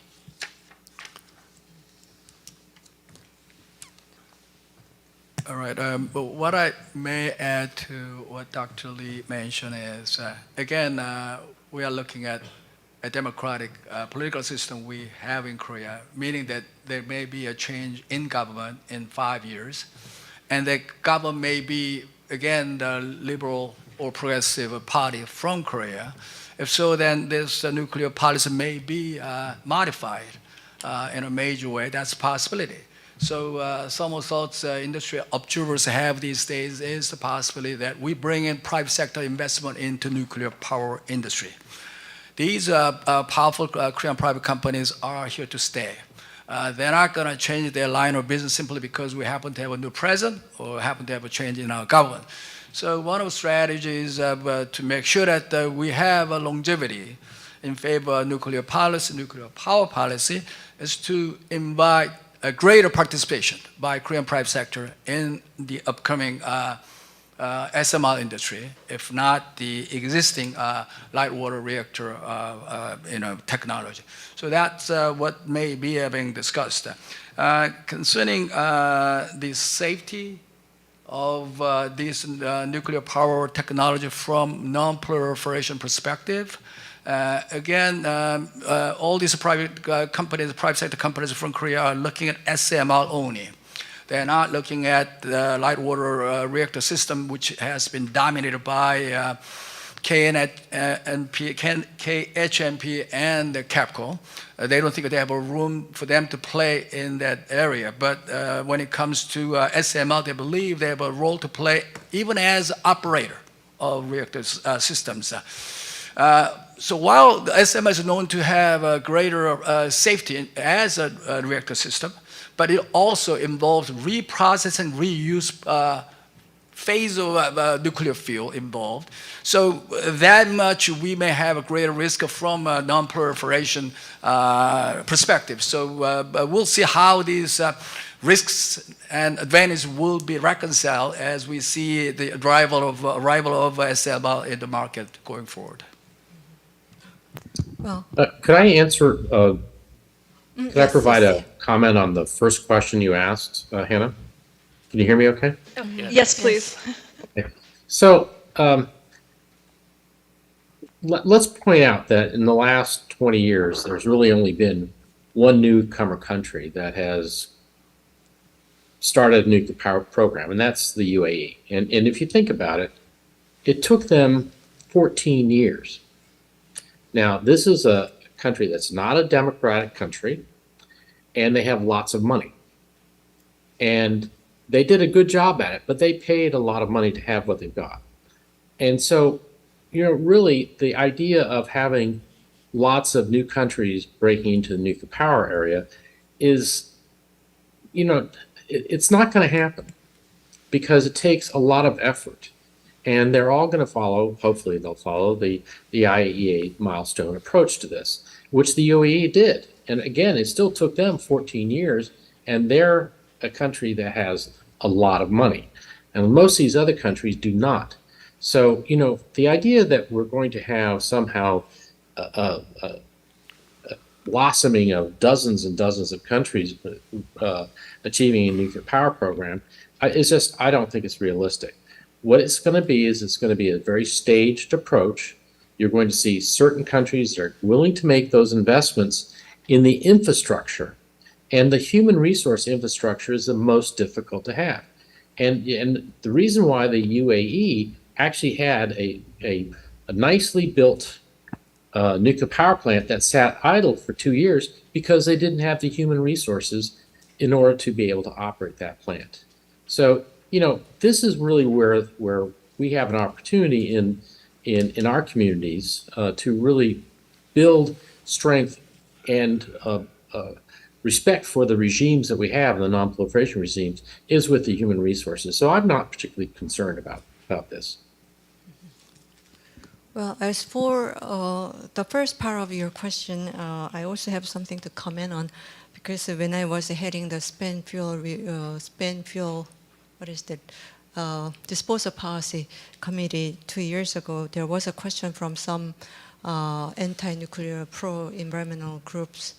And this question at the time, now I feel this is so real, because at the time I was thinking that just too unrealistic. And the question was, what if there's some foreign attack on Korean nuclear power plants? So unless there's a third world war, there's no such possibility. But then now with this Ukraine war, and as Professor Bond pointed out, there may be some accidental harm in the course of a war, and also intentional action, even intentional action to cause radioactive release. So that we have to think of some beyond design basis threats more seriously these days. So it was quite interesting revelation to me that just within 2 years of time, that possibility really became a little bit closer to reality. Anyway, do we have any comments or questions? Yes. So my question is for Dr. Dickman. Earlier we were talking about how South Korea will be heavily impacted by an oil deficit. And when you were talking about that, you mentioned sending spent fuel back to the U.S. So my question is, how do you propose to strengthen the energy infrastructure? Because I imagine that comment was in relation to that in some way. And also Kervin Koss from the University of Florida. Yeah. Well, right now, Korea's current, well, actually, I don't know what their current policy is regarding their spent fuel. I mean, they have traditionally had a plan to address their spent fuel problems through a reprocessing using power processing.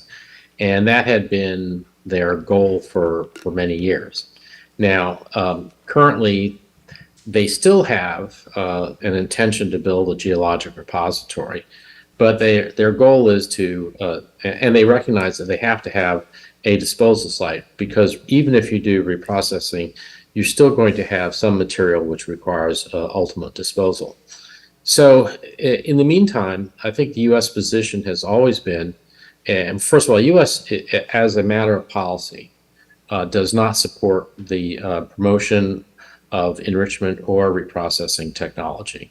And that has been our position since the 1970s and our Nonproliferation Act. So we have never been supportive of the Korean approach to this, but we've never really offered an alternative. But I feel like the U.S. really does have an obligation as a weapon state to consider how it needs to manage and support the disposal and disposition of fissile material. If we're going to want to see nuclear energy expanded, we're going to have to make that as accommodation. Now, what I was referring to earlier is that there is a provision in U.S. law which allows the U.S. to take back spent fuel from foreign countries if it's in the interests of the U.S. to do so. But that requires that there has to be a presidential determination as to how that material would be managed and disposed of. And that is a fundamental problem because that is a barrier that is so high that no one has attempted to do so. And clearly, with the termination of the U.S. once through fuel cycle program, specifically the Yucca Mountain project, which was the U.S.'s primary goal for its once through fuel cycle, when that was essentially eliminated, it really created a void. So there is no way for the U.S. to even consider taking back spent fuel from anybody because we don't have a place and we have no political will to make a designation for that at this point in time. But the law still remains on the books, and we could if we ever create a law, the political will to move forward. So I'm not sure if that quite answered your question, but go ahead.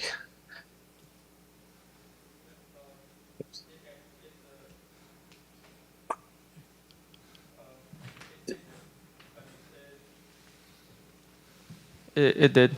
It makes sense. It makes sense. So you just put it back in the U.S. repository. Only thing is, I'm not sure even if that would work because even if we build a repository, we still have to put all our spent fuel in there, and that would take up about half of the capacity, I think. So that I think it has even more complications. But Well, yeah, I mean, look, the idea, well, what Korea basically adopted is they adopted the French approach to their spent fuel management, which is France always assumed that they would do reprocessing. They go through a mock cycle. They would ultimately go through a second cycle, and they use a fast reactors to burn their product, to burn the transuranic products. And that was really, and so Korea basically adopted that.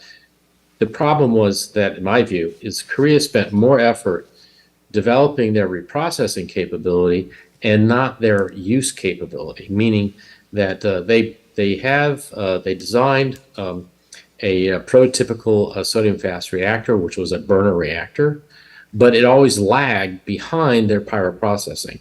So one of the problems that the U.S. has always had is that, well, if you're going to do plutonium separation, where are you going to use that plutonium? And since Korea had not advanced their burner reactors, it's hard for us to really say, well, okay, why are you spending your time and effort separating material when you have no means of using it? And that has always been a fundamental policy issue. It's one of the fundamental policy issues we have with Japan today. As you know, the Rakasho plant is quite near to operation after 20 years, and yet they don't have any of the reactors operating in order to burn the MOX that they would be producing. Plus, they're sitting on top of 40 metric tons of plutonium that they had from England and France, and they have no means of using it. So why create more until you have a means of using it? And that's really one of the fundamental issues. It has to be addressed by Korea.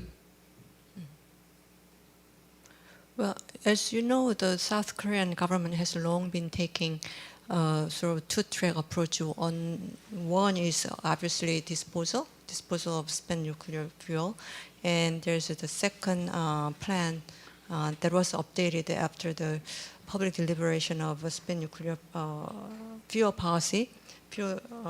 And the second one, obviously, the R&D to do more about pyroprocessing and other technologies. So maybe previous government was very hesitant to pursue the second option, doing any R&D for nuclear technologies. But then now with this new government, I guess going back to the old approach, taking two roles. On one hand, disposing used fuel, but at the same time continuing pyroprocessing R&D. That's my understanding. Any other questions or? Oh, we have several. Okay, here and then, yeah. CJ. Please. Hi, my name is CJ from the Philippines. I have a question just in general for all the speakers, because earlier some of the speakers were mentioning how the nuclear policy has changed in South Korea depending on which administration or which party is in power, which reminds me of something that Professor Yim would emphasize during our lectures a few weeks ago about how conservative governments tend to be more pro-nuclear while liberal governments tend to be anti-nuclear. So there's always this pendulum swing, this tug of war of changing nuclear policy in democracies, while as Professor Dickman was saying earlier, the UAE, which is not the most democratic country, has succeeded in implementing a new nuclear power program. It also reminds me of the case in my country, the Philippines, where we did build a nuclear power plant successfully during the regime of the late dictator President Ferdinand Marcos, but after his government was ousted, the new democratic government decided not to operate the nuclear power plant, while now our newly elected President Ferdinand Marcos Jr. is thinking about revisiting nuclear policy. So my question basically is, number one, why do conservative governments favor nuclear while liberal governments don't? Number two, does this mean that democracy is bad for nuclear energy? Number three, is the recent rise in conservatism and authoritarianism across the world good for nuclear energy? And finally, should we be concerned about that?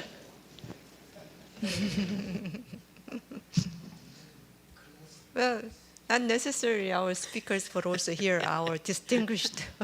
Yes, Professor Han. It sounds like a class for 2 hours. But I think in Korea, the DJ and the Nomu현 government, they were pro atomic energy.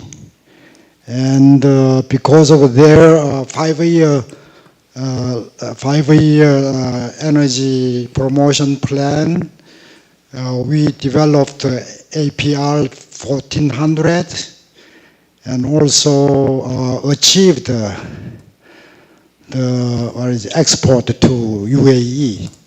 So this recent Moon government was very extraordinary, and the civil society anti-nuclear movement, our atomic energy community was not united against that. So that's a lesson. So we, I think in this returning period of renaissance of atomic energy, I think we have to unite each other, social science and natural science together, with a very sophisticated strategy to promote nuclear energy and align with the political stream. Just, at the back, changing the individual atomic community. Oh, now it's good. Time is come. No, we have to, learn the lesson how to deal with this, and more united power, intellectual strategy. You have to lay it out. Without that, change. That's the lesson we have to learn. So at least I think DJ and Nomu현 were pro-atomic energy. They were a progressive government, but the Moon government was like a moon, no sun. Yeah. Well, one thing I would like to add, I may be wrong, but my impression is that conservative usually tend to be pro-market and pro-industry approach in their policy. And liberals prefer pro-labor and pro-value-based approach. So I think that's the one fundamental difference in their value attitude about nuclear use of nuclear energy. So pro-market, pro-industry, what does that mean? Government should support, promote nuclear industry and support nuclear export activities in global market. So that's why this conservative government is look like more pro-nuclear. And then why liberals? They are pro-labor and pro-value-based, pro-ideology-based approach. And as I mentioned, the liberals usually tend to put priority in preserving more anti-nuclear. They prefer something that some environment that we don't need use nuclear energy anymore. Okay, pro-environment, pro-nature, something like that.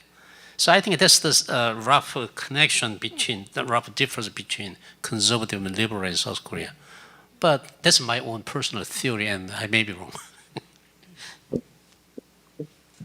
Could I just add one quick note? Is actually in the United States is very strange, but or not strange, but the labor movement in the U.S. is very pro-nuclear, and one of the reasons is very simple. If you look at renewable energy, what is the pay scale and skill level required to operate a solar farm?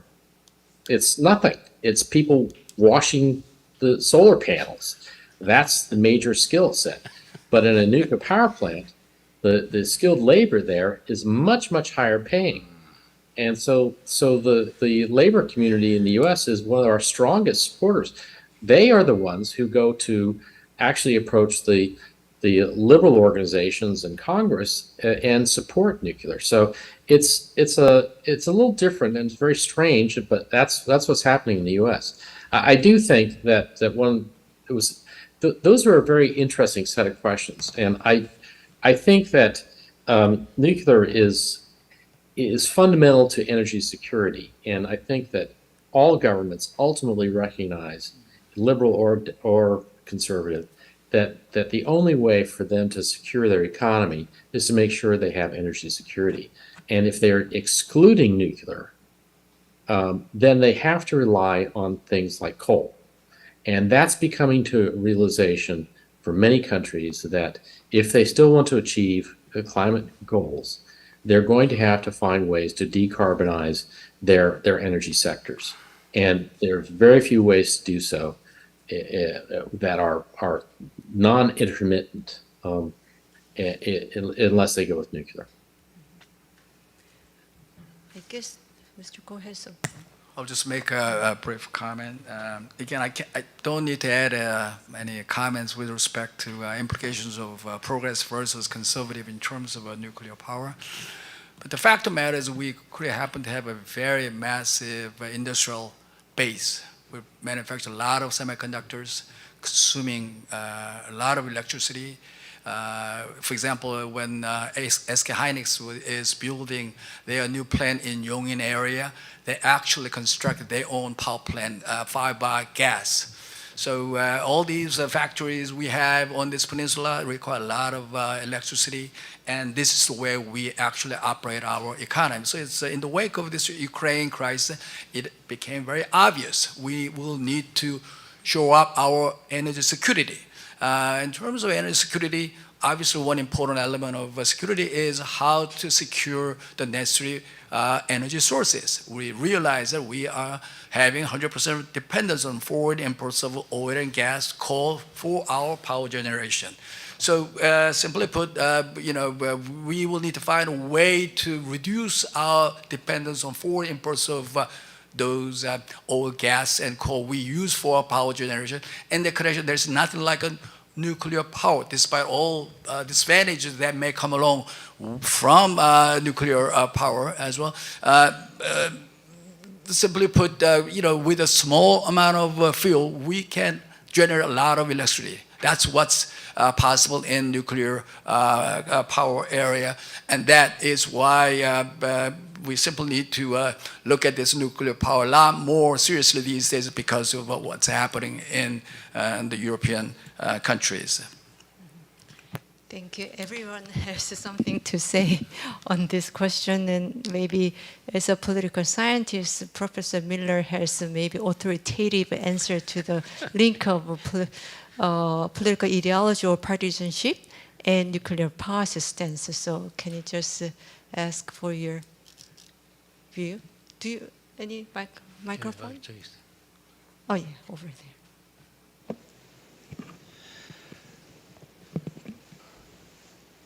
Well, I think, first of all, that because nuclear power over the last several decades has basically been uncompetitive as a source of electricity, just costs too much, too many pennies per kilowatt hour, as we say in the US. The places where nuclear power has been substantial and has grown have been places where it's not a commercial calculation, but a national project. And this was the case in the USE, obviously in the UAE, in China, Iran, lots of the places where you see nuclear power either being added to the mix or expanding, it's because the national government has made it a policy priority, and it's not a private sector actor making a cost-benefit calculation. In the United States, we've had almost no new build since the mid-1980s. We've had recently a small number of plants that were started, but and the reason is because in the United States, electricity is a private sector activity. You have corporate executives making the decisions, and they do the cost-benefit analysis, and they decide it costs too much, the product is too expensive, it's too risky for our company, and therefore we don't do it. And oddly, the conservative perspective, which is let the market work, is not so helpful in the US to advance nuclear power. The other variable, though, is that the environmental community, I've watched this over the course of my career, has evolved from being, at least in the United States, has evolved from being very anti-nuclear to being very conflicted about nuclear, because if you want to decarbonize, as Mr. Dickman has said, there aren't very many good options for baseload electricity other than nuclear. And the more seriously you take the climate change issue, which in the United States many liberal environmental groups take very seriously, the more seriously you have to think hard about a substantial contribution of nuclear power to reducing carbon-based emissions. And we have in the US now a community of climate experts who believe that we are so far from meeting the climate change targets, 1.5 degrees centigrade, that we're on a trajectory to greatly exceed that by very wide margins, very depressing analyses that you can find. And what that introduces is an element of urgency about changing the energy mix. And then what are the available tools? And nuclear power is one of them, and an important one, and especially important if you're thinking in terms of base load electricity. Now, if my colleague Matt Bunn were still awake, he would be immediately saying that we will have to build reactors faster than humanly possible for nuclear power to make a very large contribution to decarbonization. Because the truth is, in recent years, the percentage of nuclear has, in terms of electricity generation, has been declining, not increasing. Because even though some nuclear power stations have been added to the global fleet, it's actually natural gas plants have been growing even faster. And in addition, what we've seen is a substantial cost reduction in both solar and wind, which has led to a faster than expected growth in renewables. So it's not the case that nuclear is growing and expanding and consuming, providing an ever larger share of global electricity. It's been gently shrinking, under 20% on a global basis. So that's how it, I think, maps out a little bit in the United States. The last point is, even in marketplace environments like the United States, the government plays a very substantial role in the health and prospects of nuclear power. And licensing procedures, for example, can be shorter or longer. They can be more or less expensive. In the United States, they're long and expensive. It's one of the reasons why nuclear power in the U.S. is more expensive than other places. In addition, usually there are federal guarantees required in order to obtain the financing, because both the company borrowing the money and the company lending the money, if you're talking about billions and billions of dollars, are running enormous risks. And private sector actors don't want to bear those risks, at least not wholly. And so it actually requires some government role, even in a heavily market-oriented economy, to make nuclear power possible. And where we've had governments and administrations that were reluctant to make those kinds of guarantees, nuclear power doesn't happen. So those are a few thoughts on these questions. Thank you very much for the great explanations. Could I add? Oh, just one add to that is that if you look at why the U.S. nuclear industry and others are where they are, it's because of fracking. And it is the abundance of cheap natural gas that occurred really about 10 or 15 years ago. And that's what killed nuclear. And that's what affects almost all of our energy products today. Because as we know, solar and wind are entirely dependent upon natural gas as a means of making up for their intermittency. So it really has been very destructive to the U.S. energy market by having this abundance of cheap gas. Fact is that since the Ukrainian crisis has occurred, the price of natural gas in the United States has doubled.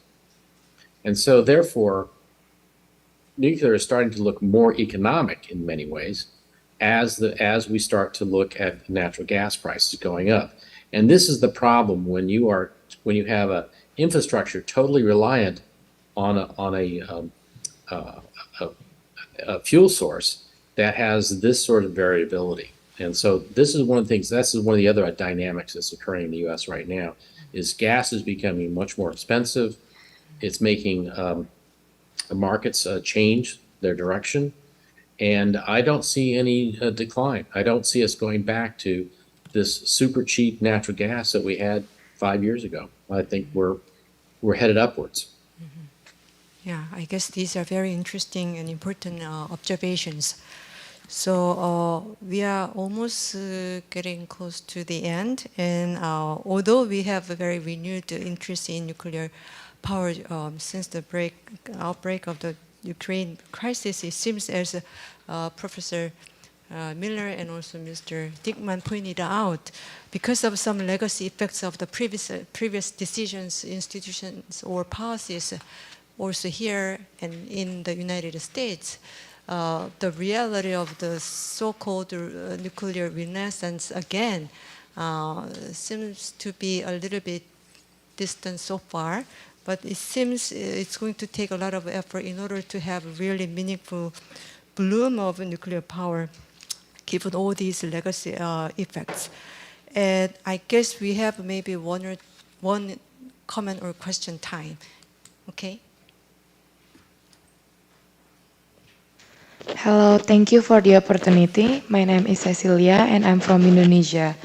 As Professor Matthew Byrne mentioned before, after the Ukraine's war, some countries seek for nuclear allies, for example, Finland. However, some debated that the nuclear umbrella from US is actually raising a question of hypocrisy and unfairness in NPT.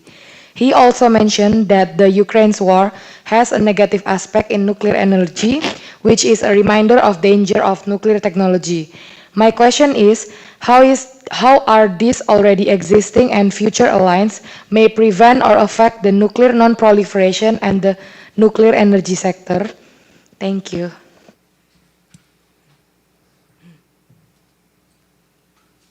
Any final response? That's a tough question.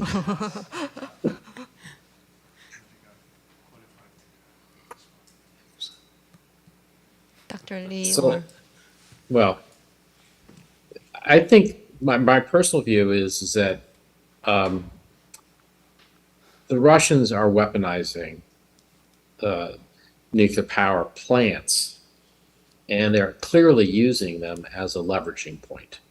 We've seen that in their actions at Zaporizhia.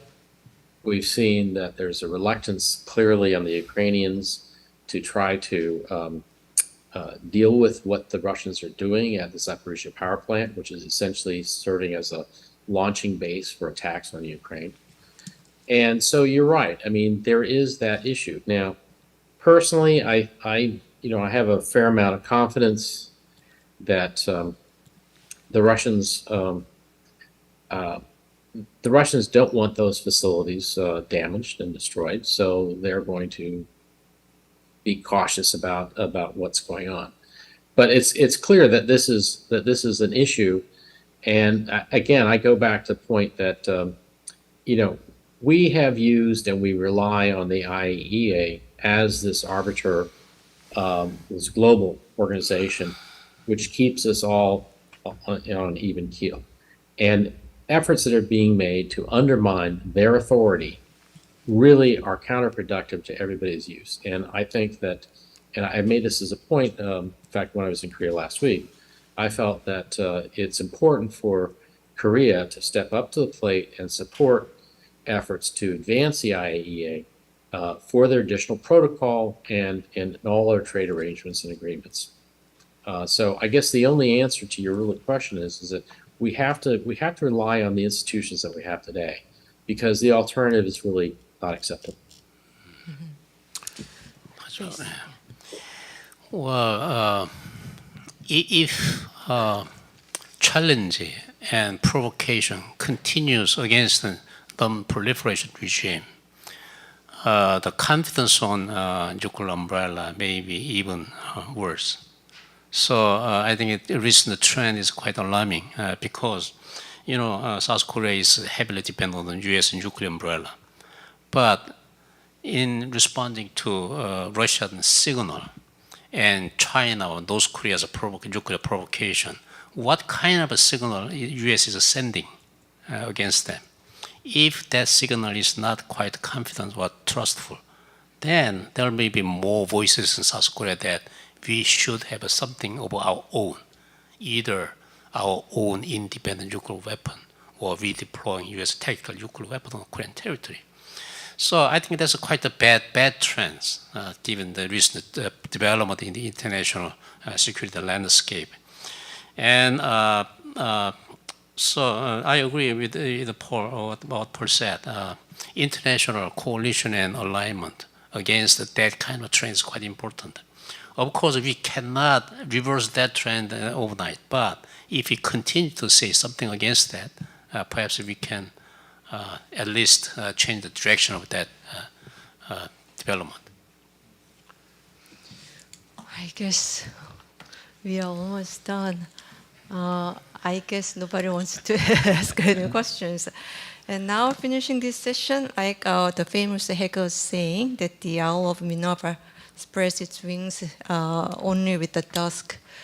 Maybe after some months, maybe after some years, we could figure out what all these impacts actually meant for global energy markets and also other issues in nuclear non-proliferation, etc. Thank you very much, everyone. Especially, I'd like to thank all our 4 great speakers for joining this session, especially at night from Boston and from Illinois. And also I'd like to thank everyone in the audience. And we will just end this session now. Thank you very much.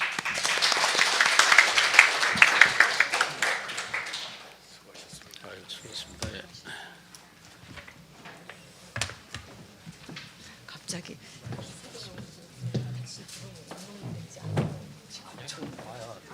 여긴 와요? 좀 이따 가려고 했는데 택시가 오긴 와요. 택시가 오면 와요.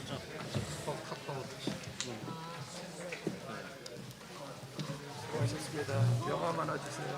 제가 명함이 저희 카스트 그냥 김수영 치면 나와요. 많이 배울게요.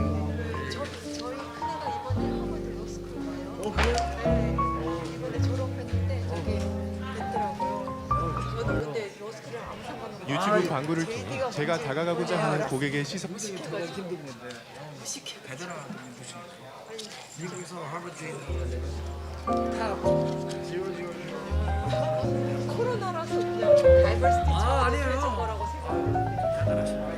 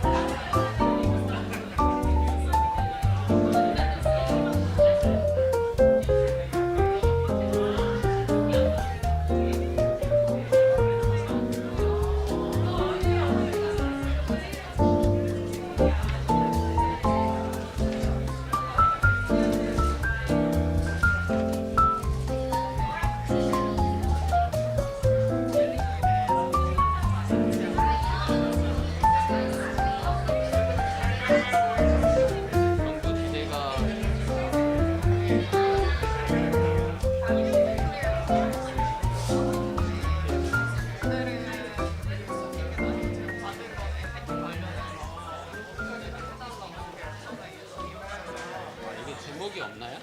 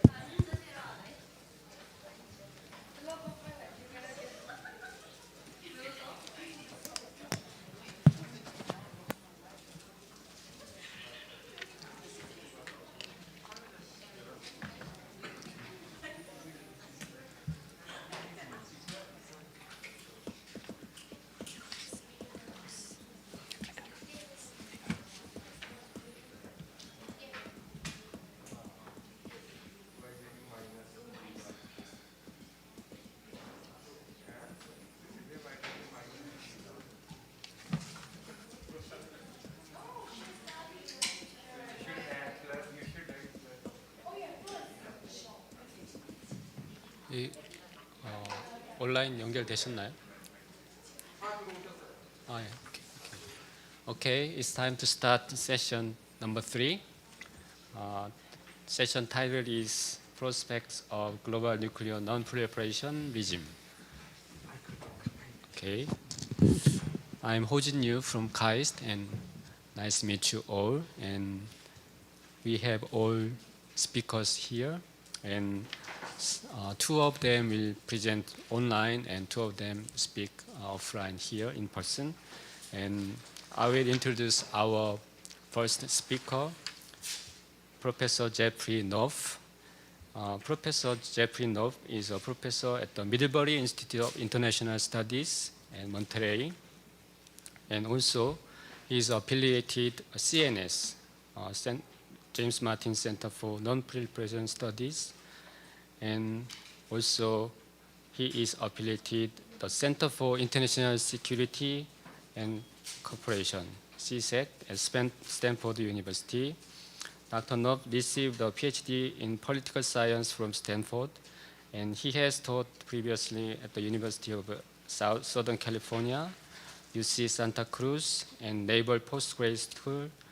And Dr. Knopf has published on topics related to nuclear arms control and non-proliferation, effort to adapt deterrence and assurance strategy to the 21st century, and the roles of public opinions and social movement in U.S. foreign policy and psychological influence on decision making.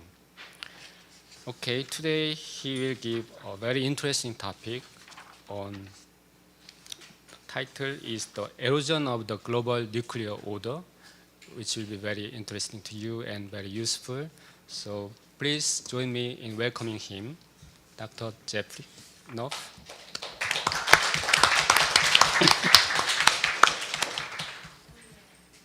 Great. Well, thank you very much. Can you guys hear me okay? Okay. Good. Okay. So let me try to share my screen and we will get going. And I can hear that there are people in the room, even though I can't see you other than Professor Ryu, but thank you very much for the nice introduction. And there we go. Okay, so hopefully everybody can see that. So I suspect that a number of the things that I want to talk about have already come up in some of your other sessions today, but hopefully the sort of whole package that I put together here will have some new ideas for you. Basically, I want to talk about what some people would call global governance. Is there an international order that governs nuclear weapons? If so, what does it consist of? What does it look like? And what are the trends in that order? And to give you a brief preview of the conclusions, I'm going to say, yes, there is a nuclear order, and unfortunately, the trends in the order are all bad right now and going in the wrong direction. So, okay. So here's my outline of what I'll talk about. I'll just start with kind of a broad overview. I'll get into three components that make up the nuclear order, what's happening with them, and hopefully some slightly more optimistic observations at the end. So the concept of an international or global nuclear order is really in many ways a very subjective one. This is something that observers look at the world and they infer that yes, an order exists, but most of the elements of the order are basically informal in nature. They are not things that were formally negotiated in the form of treaties and put into international law. There's some important exceptions to that, the Nuclear Nonproliferation Treaty, the NPT being, I think, the most important part of this that is formally negotiated. But other parts are really take the form of what we might think of as shared understandings among elites. You can see in the language used by political and military elites, and maybe more importantly, their actions, their behavior, that they recognize certain ways of thinking about nuclear weapons, certain rules of the road for behaving that, up to a point at least, moderate and regulate their behavior. And these are the things that create the global nuclear order. And the nuclear order exists for a purpose, and the purpose is a simple but very, very important one. The purpose is basically to make sure there's no nuclear war, that for as long as nuclear weapons exist, to minimize as much as possible the chances that the weapons will go off because they have been set off deliberately for purposes of attack.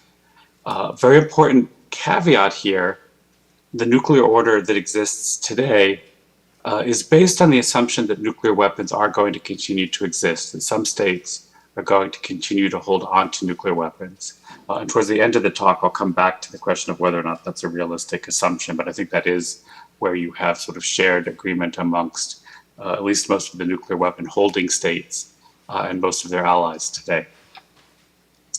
So the nuclear order has three main strands associated with it. In some earlier work I did on this topic, I referred to these as pillars, but people kept saying to me, well, there's three pillars to the NPT, this is confusing. So I'm now referring to them as strands, which I think is a nice metaphor, because often you hear talk about the nuclear order unraveling or fraying, which would be sort of consistent with the idea if you think of strands of string or rope or something. And I label the three strands strategic stability, the nuclear taboo, and nonproliferation. And that third strand, nonproliferation, over time has come to be supplemented as well by an emphasis on nuclear security. And I'll define all of these terms in a minute. My interpretation is pretty close to some very good thinkers who've come before me, Lawrence Friedman, Nina Tannenwald, William Walker, and others. But most other people use the term deterrence for what I have as the first strand of the order here. And I think that that's not the best conceptual label to use, because there's different ways of thinking about and practicing deterrence, right? And some of them put quite a bit of emphasis on having war-fighting capabilities, on maybe behaving very aggressively and belligerently to establish credibility. And so some forms of deterrence are not necessarily all that compatible with stability. So I think it's better to describe stability as the order and goal here. And stability is meant to sort of dovetail with deterrence in ways I'll talk about in just a second here. So strategic stability, first strand of the order, is basically something which accepts that nuclear weapons will be used for purposes of deterrence and to allow for nuclear deterrence while trying as much as possible to minimize any chance that the nuclear weapons actually get used or that there is a nuclear war. So it's basically about sort of stabilizing deterrence relationships between nuclear armed states. There's a lot of different practices that go into helping build up strategic stability in the US-Soviet and later US-Russia relationship. This has primarily been nuclear arms control. Other kinds of confidence building measures like the hotline, dialogues of various kinds can also all be parts of creating stability. Second strand of the order is the nuclear taboo. This is probably a term that you've all heard. The taboo is a norm, and it's a norm that prohibits or seeks to proscribe the first use of nuclear weapons. So the taboo is also consistent with nuclear deterrence in the mainstream understanding. In the mainstream understanding, deterrence is based on threatening a second strike in retaliation if some other state launches a nuclear first strike against one. Right? And the taboo is really about preventing that first use. That there's no good reason ever to actually use nuclear weapons. They exist for purposes of deterrence and nothing more. And deterrence rests on the threat to go second, not the threat to go first. In the academic community, there's quite a bit of debate right now about whether or not a taboo really exists, whether we have something a bit softer that some people refer to as a tradition of non-use. But for purposes of thinking about the international order, taboo is the right term because that describes sort of the aspirational goal or the ideal type that is being aimed at in the nuclear order. And we could say the same thing with stability. It's not the case that perfect stability exists today, but strategic stability is sort of the goal that is being pursued by people when they comply with this understanding of nuclear order. Final strand here is what I refer to as a combination of nonproliferation and nuclear security. And this is the piece of the global nuclear order that has the most different elements or different pieces to it, and is also the most institutionalized part. Here the goal is to limit the number of actors that actually possess nuclear weapons to as small a nuclear club as possible. So the nonproliferation part of this was about preventing the spread of weapons to new states that didn't have them. Nuclear security refers more to efforts to eliminate, reduce, physically protect nuclear materials that could be used to build a bomb, and in particular to keep them out of the hands of non-state actors as a way of trying to minimize the chances of nuclear terrorism. The NPT is absolutely the cornerstone, the foundation of this, and the most crucial element. But the global nonproliferation regime has been built up quite a bit to include a lot of other components beyond the NPT, the Comprehensive Nuclear Test Ban Treaty, a set of regional nuclear weapon-free zones, represent other parts that were formally negotiated in treaty form. There's also a whole bunch of more informal institutional arrangements here, like multilateral export controls in the Nuclear Suppliers Group, for example. With the collapse of the Soviet Union in the early 1990s and then the terrorist attack on the United States of 9/11, this is when a lot of the nuclear security components got added. So the Cooperative Threat Reduction Program, also known as the Nunn-Lugar Program, in the 1990s. Under the George W. Bush administration in the United States, you got the Proliferation Security Initiative, UN Security Council Resolution 1540, under President Obama, a series of nuclear security summits. These were all aimed at primarily trying to keep nuclear weapons partly out of the hands of states, but even more so out of the hands of non-state actors. So this is something which has evolved over time, sometimes through formal negotiations, sometimes more organically through academic writings and conversations leading to what seemed to be shared understandings among the leaders of different states. Starts taking off, I would say all three pieces start taking off in the 1950s. They're all pretty much all put in place by the 1970s, and stability and the taboo were pretty robust already by then. Consolidating the nonproliferation regime took a little bit longer, probably until the permanent extension of the NPT at the 1995 review conference. The 21st century has unfortunately mostly been bad for the global nuclear order. Strategic stability and the taboo, I think, have been under stress and getting weaker since early in the 2000s.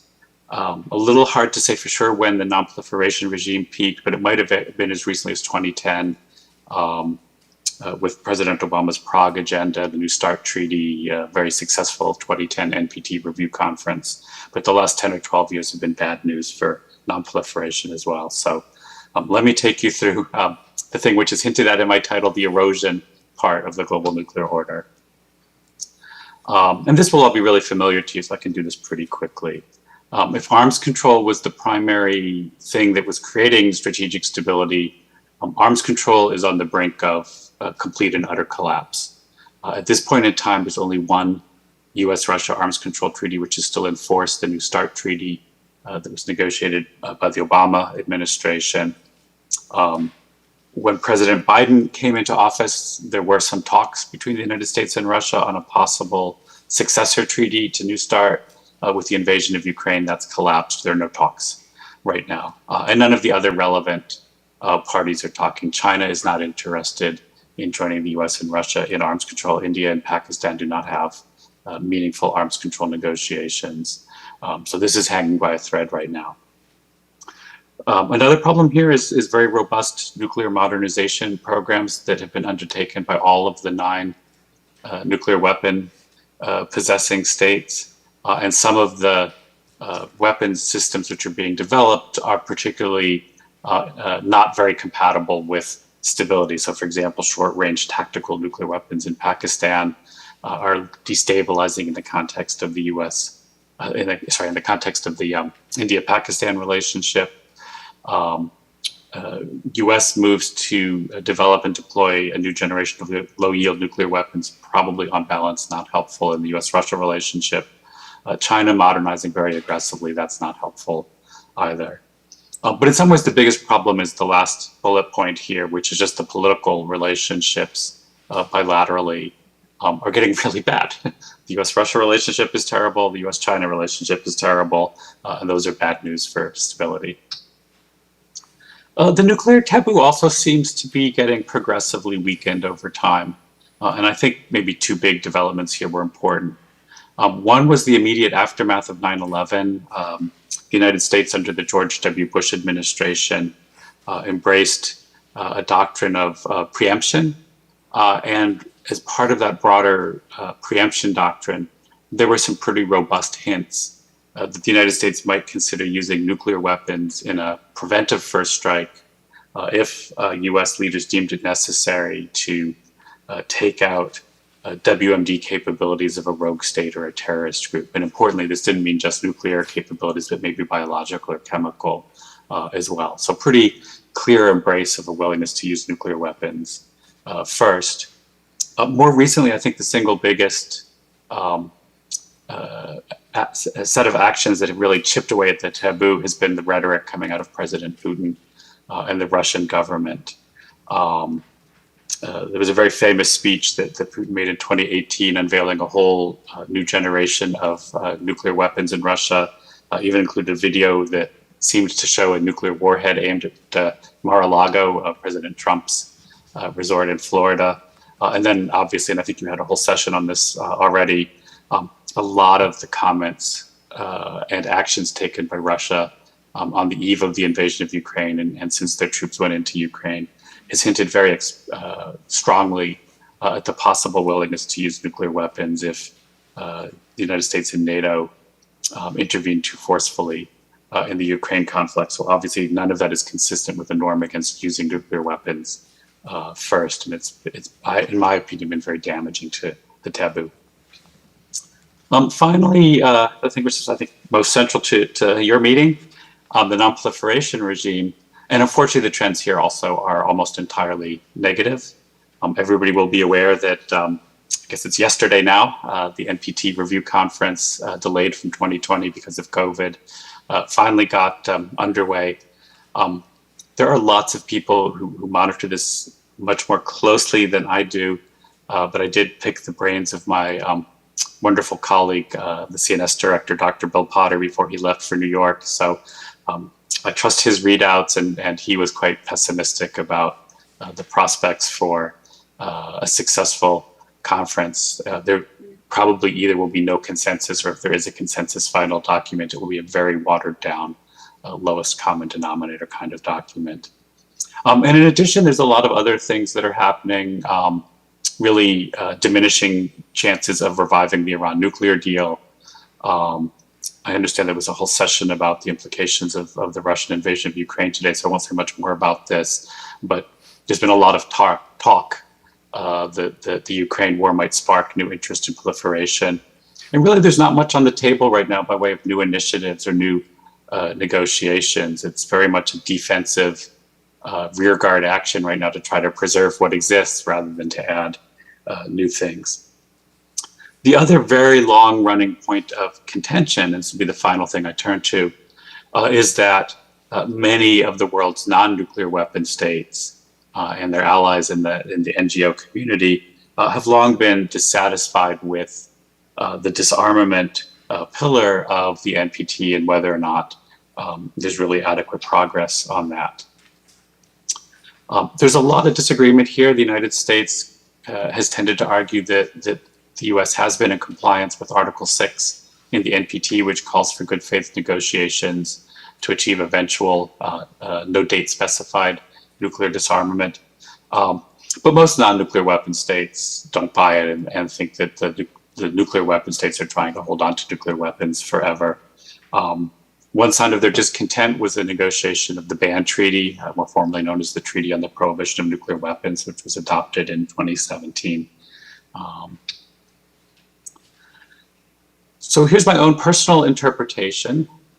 I think that the existing nuclear order, the NPT narrowly, the nuclear order broadly, they're not going to be able to stand up over the long term unless there is a genuine, sincere renewal of the commitment to eventual nuclear abolition and real signs of progress towards making movement towards nuclear disarmament.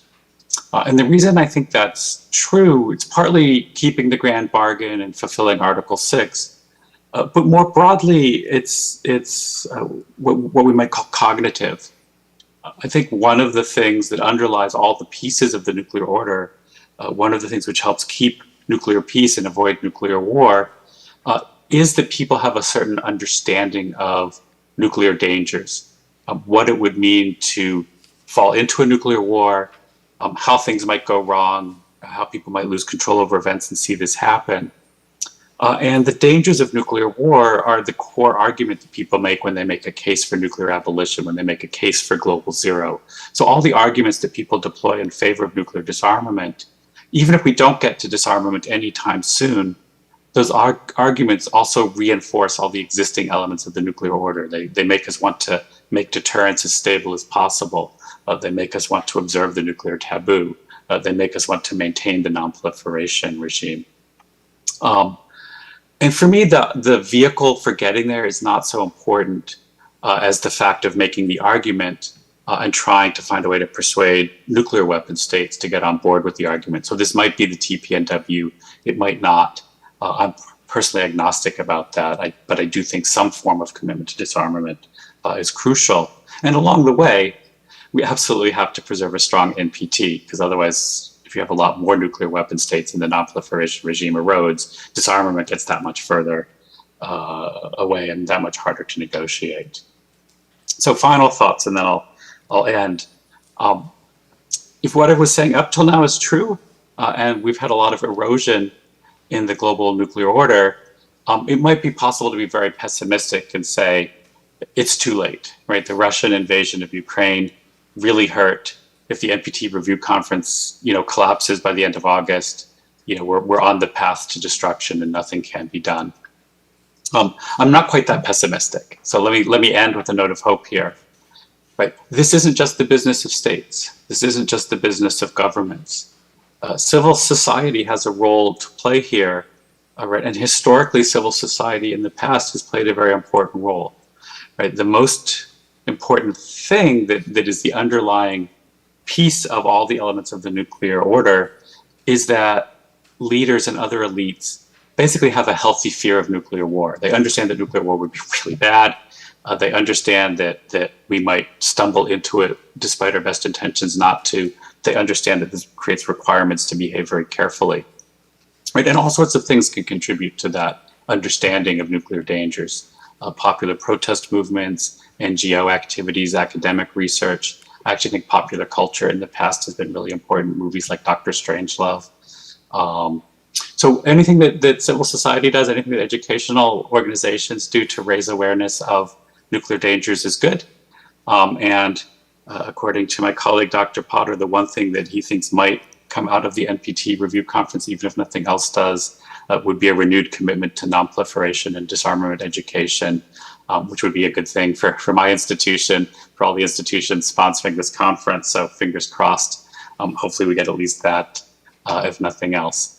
So all in there, and I'm happy to take questions. I don't know if you're doing questions after all the speakers or right now, but I can stay on the line. And that concludes my comments.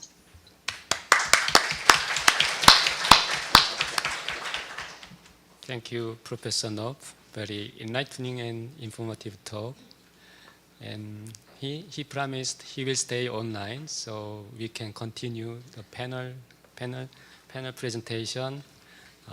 We have 3 panels, which is emerging scholars from kind of NEREC alumni. He and she attended NEREC programs earlier. So I will introduce first speaker, Maximilian Hohl from European Leadership Network. He studied from University College London. He graduated and earned a PhD in international relations. And he will talk. Could you introduce your title? Absolutely. Well, first off, thanks very much indeed for the kind invitation. It's an absolute pleasure to be back in Korea among this crowd of fellow NEREC students. So I'm going to talk today about risk reduction, which I think is one of the urgent priority areas for the upcoming, for the current NPT review conference.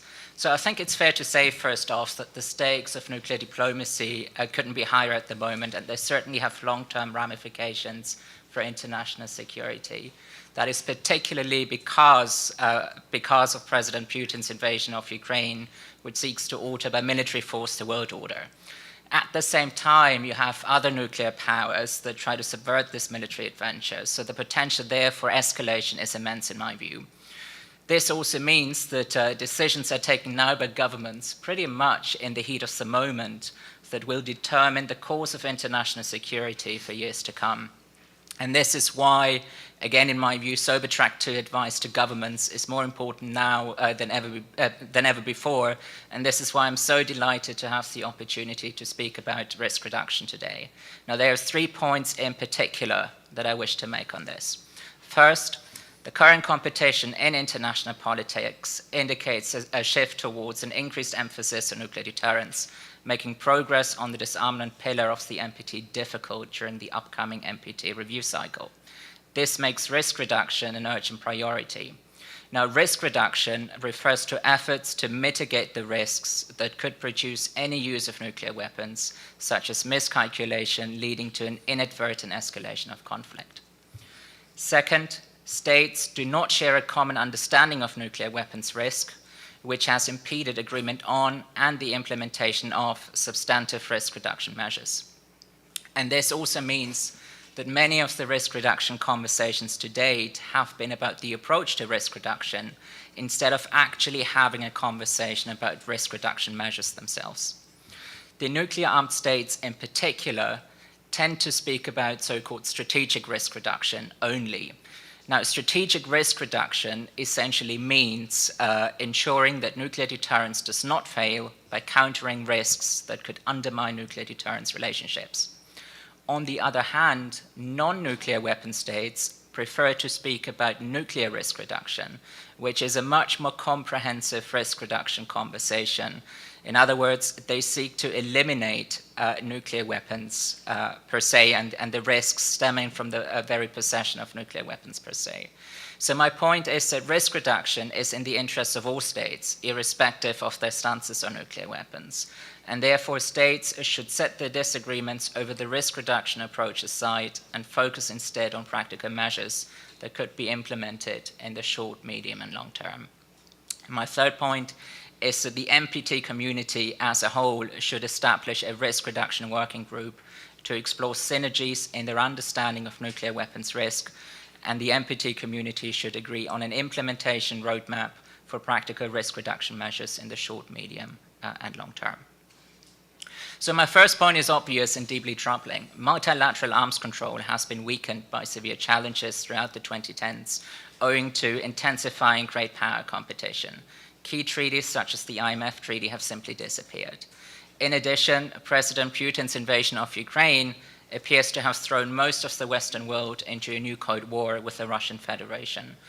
The Kremlin has, in this respect, clearly signaled that it is taking no option off the table, including the nuclear option, which of course casts doubt on Russia's commitment to Article 6 of the NPT. Similarly, President Putin's nuclear rhetoric in the Ukraine war also raises questions over the country's reassurance that a nuclear war cannot be won and must never be fought. Russia affirmed the so-called Reagan-Gorbachev formula jointly with the other P5 states just weeks before the invasion of Ukraine. And President Putin has only just yesterday reassured NPT states parties so that there can be no winners in a nuclear war and that therefore a nuclear war should never be unleashed. So these developments, of course, lower the threshold for nuclear use, underlying fears that the nuclear-armed states no longer view nuclear weapons solely as political weapons of deterrence. Instead, some nuclear-armed states, including Russia, seem to embrace nuclear armaments as military weapons usable in a range of scenarios. One intentional pathway to nuclear use in this conflict could be an application of the highly controversial escalate to de-escalate strategy, which Western powers believe Russia has adopted in recent years, but which Russia has denied. The US Nuclear Posture Review of 2018 speaks about Russia's escalate to de-escalate strategy in the following terms. Russian strategy and doctrine emphasize the potential coercive and military use of nuclear weapons. It mistakenly assesses that the threat of nuclear escalation or actual first use of nuclear weapons would serve to de-escalate a conflict on terms favorable to Russia. But perhaps the single biggest risk of nuclear use in Ukraine stems from unintentional escalation. For example, NATO's and Russia's actions could be misinterpreted or misunderstood by the other side, leading to an inadvertent escalation of conflict. Given President Putin's warnings to NATO to stay out of the conflict, Russia might misinterpret NATO's actions as a provocation, which could trigger escalation. The war in Ukraine will also inevitably bring more Russian forces close to NATO borders, fueling the possibility of a closer counter. And further afield, here in Asia, multilateralism is also under threat, where there remain concerns about the rise of China. So taken together, all of these developments indicate, in my view, a shift towards an increased emphasis on nuclear deterrence, making progress on the disarmament pillar of the NPT very difficult in the upcoming review cycle. But these developments are also bound to impact fragile initiatives such as the P5 process in the NPT, and they may also cast doubt on the usefulness of efforts such as the Creating an Environment for Nuclear Disarmament Initiative and the IPNDV, the so-called International Partnership for Nuclear Disarmament Verification. Another major implication of these developments is that risk reduction has now become an urgent priority. And this brings me to my second point. In a time of heightened tensions and global anxiety, all states, irrespective of their stances on nuclear weapons, share an interest in the urgent pursuit and implementation of measures to reduce the risk of nuclear weapons, to reduce the risk of use of nuclear weapons. Only yesterday, UN Secretary General put it to the NPT membership in the following terms. He said, geopolitical tensions are reaching new highs. Competition is trumping cooperation and collaboration. Distrust has replaced dialogue and disunity has replaced disarmament. States are seeking for security and stockpiling and spending hundreds of billions of dollars on doomsday weapons. Today, humanity is just one misunderstanding, one miscalculation away from nuclear annihilation. We have been extraordinarily lucky so far, but luck is not a strategy, nor is it a shield from geopolitical tensions boiling over into nuclear conflict. So agreeing on and implementing risk reduction measures is a key step in itself, but it is also a key step in rebuilding trust and confidence among the P5 states. And while there have been a number of initiatives that have discussed risk reduction over this NPT review cycle, non-nuclear weapon states and nuclear weapon states disagree on the definition of nuclear weapons risks. As I have said, whereas nuclear-armed states prefer to speak about strategic risks, non-nuclear weapon states seek a more comprehensive risk reduction approach that makes progress on nuclear disarmament and the elimination of nuclear weapons, which they see as the risk reduction gold standard. As such, nuclear risk reduction advocates seek to reduce the risks stemming from the possession of nuclear weapons and the practice of nuclear deterrence per se. Steps in this direction advocates maintain include de-alerting, de-targeting, taking weapons out of operational service, no first use commitments, further reductions of stockpiles, more transparency about postures and actual use scenarios, confidence building measures, and political and legal steps aimed at strengthening the nuclear disarmament and non-proliferation regime. But in the eyes of the P5, these nuclear risk reduction measures would jeopardize deterrence relationships and strategic stability. So unfortunately, this fundamental disagreement over nuclear weapons risks means that many of the conversations are still about how to approach risk reduction rather than actually having a conversation about how to implement specific risk reduction measures. To help reach a successful outcome from this 10th review conference, I think it would be useful to shift the focus of the current risk reduction conversation away from the nuclear strategic dichotomy towards a conversation about practical measures that are fit for implementation in the short term. And of course, while risk reduction must be dealt with as comprehensively as possible, the deteriorating security environment makes a sustained risk reduction conversation, especially among the P5 states, a promising first feature to avert the nuclear risks stemming from misinterpretation and miscalculation, leading to an inadvertent escalation of conflict, as well as the risks stemming from the escalatory rhetoric of some nuclear-armed states. To mitigate the risk of inadvertent escalation of conflict, my organization, the European Leadership Network, has called for a senior, open-ended and sustained dialogue process among the P5 on strategic risk reduction and crisis stability. And while I'm pleased to say that the P5 have continued to meet to discuss their nuclear policies and doctrines and strategic risk reduction as part of the P5 process throughout the Ukraine crisis, the P5 must now adopt a substantive program of work and agree on risk reduction measures that are ready for implementation. These measures should address strategic risks as comprehensively as possible along the doctrinal and escalatory pathways to nuclear use by retaining, formalizing, and developing policies of restraint and transparency. My third and final point concerns the NPT community as a whole. Risk reduction isn't just for the nuclear-armed states. Rather, the NPT membership should establish a risk reduction working group to explore synergies in their understanding of nuclear weapons risks and from the various risk reduction initiatives to date, like, for example, the Stockholm Initiative or the CEND. For too long has the nuclear strategic dichotomy impeded substantive conversations about risk reduction measures. An NPT risk reduction working group should thus seek to reconcile the two risk reduction approaches and agree on practical measures fit for implementation by both nuclear and non-nuclear weapon states in the short, medium, and long term.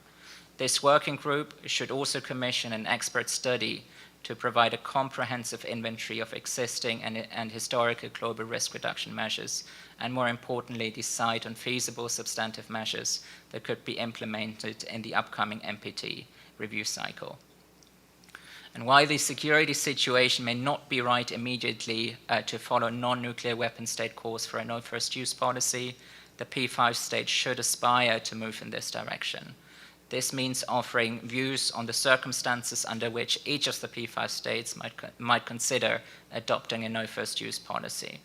Indicating a willingness to consider a no first use policy in due course would also add weight to the Reagan-Gorbachev statement that a nuclear war cannot be won and must never be fought.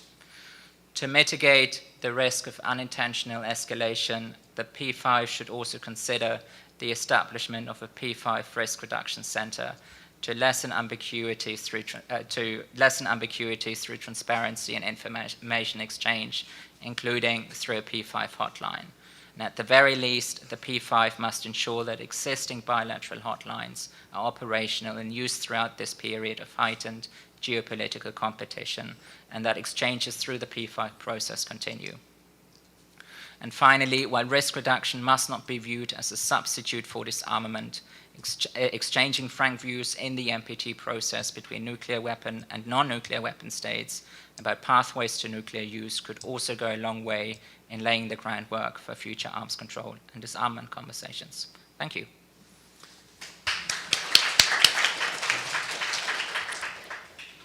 Thank you for nice presentation. It is well related to the previous keynote talk, NPT order, and how to reduce the risk of the weapon use. Okay, we move to the next presenter, speaker, Jin-Won Lee. She's from University of Illinois Urbana-Champaign, and his study is about the weapon and nuclear proliferation and nuclear deterrence. And she prepared the presentation material. The title is Small Modular Reactors to Strengthen or Challenge the NPT. Please, Gina. Hello, my name is Gina Lee. Thank you for great introductions of me. And I'm also 17, year of 2017, NEREC Fellow. Thank you for inviting me and provide this opportunity to share my thought. And today I found, after the luncheon sessions, I found two different types of posters. One is about smart modular reactors, and the other one is the effectiveness of the NPT. And I just wanted to merge those two and how those small modular reactors can affect to the effectiveness of NPT. Especially, I just wanted to focus on peaceful use of nuclear technology, and especially the energy sectors.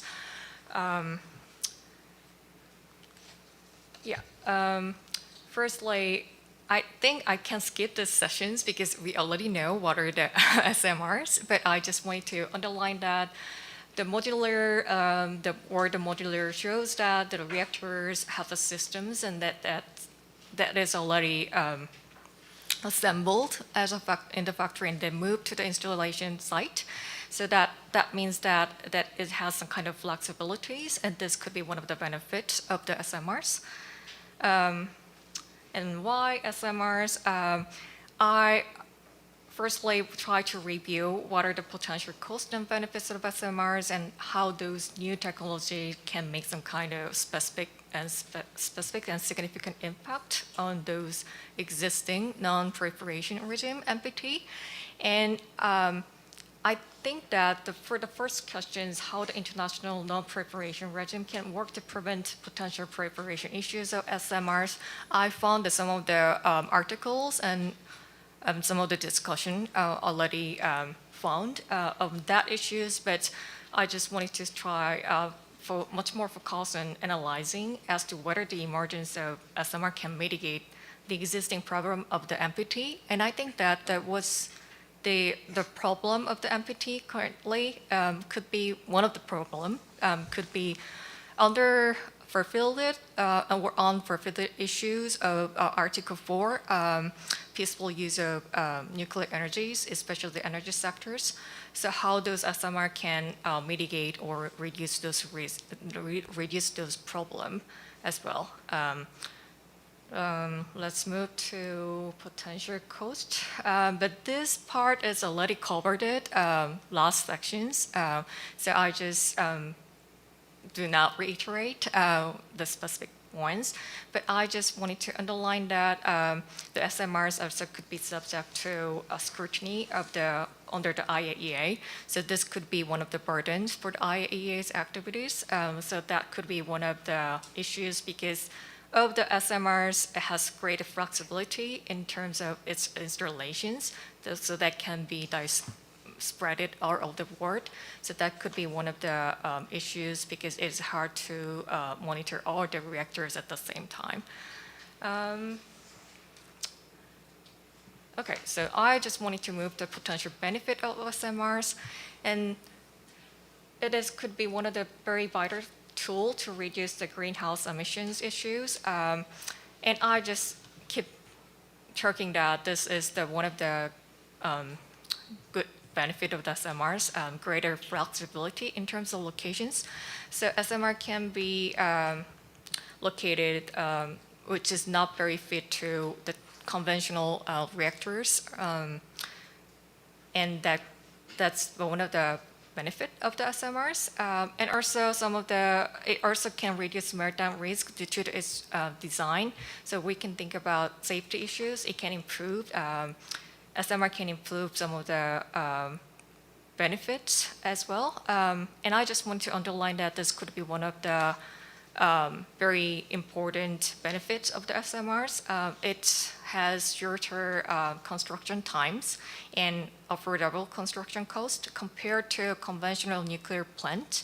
SMR projects as 1/3 or half of those construction cost. So that could be one of the important benefits for developing countries. So we can think about these benefits, how those SMRs can affect to NPT4. Yeah, let's move to, so I briefly touched upon the cost and benefit of the SMRs. And firstly, those proliferation risk of the SMR can affect the non-proliferations one.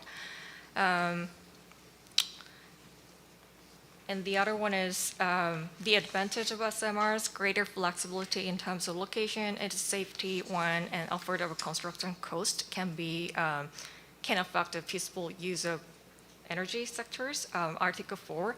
The reason why I just wrote those two different types of articles in the MPT is also related to the Great Bargain.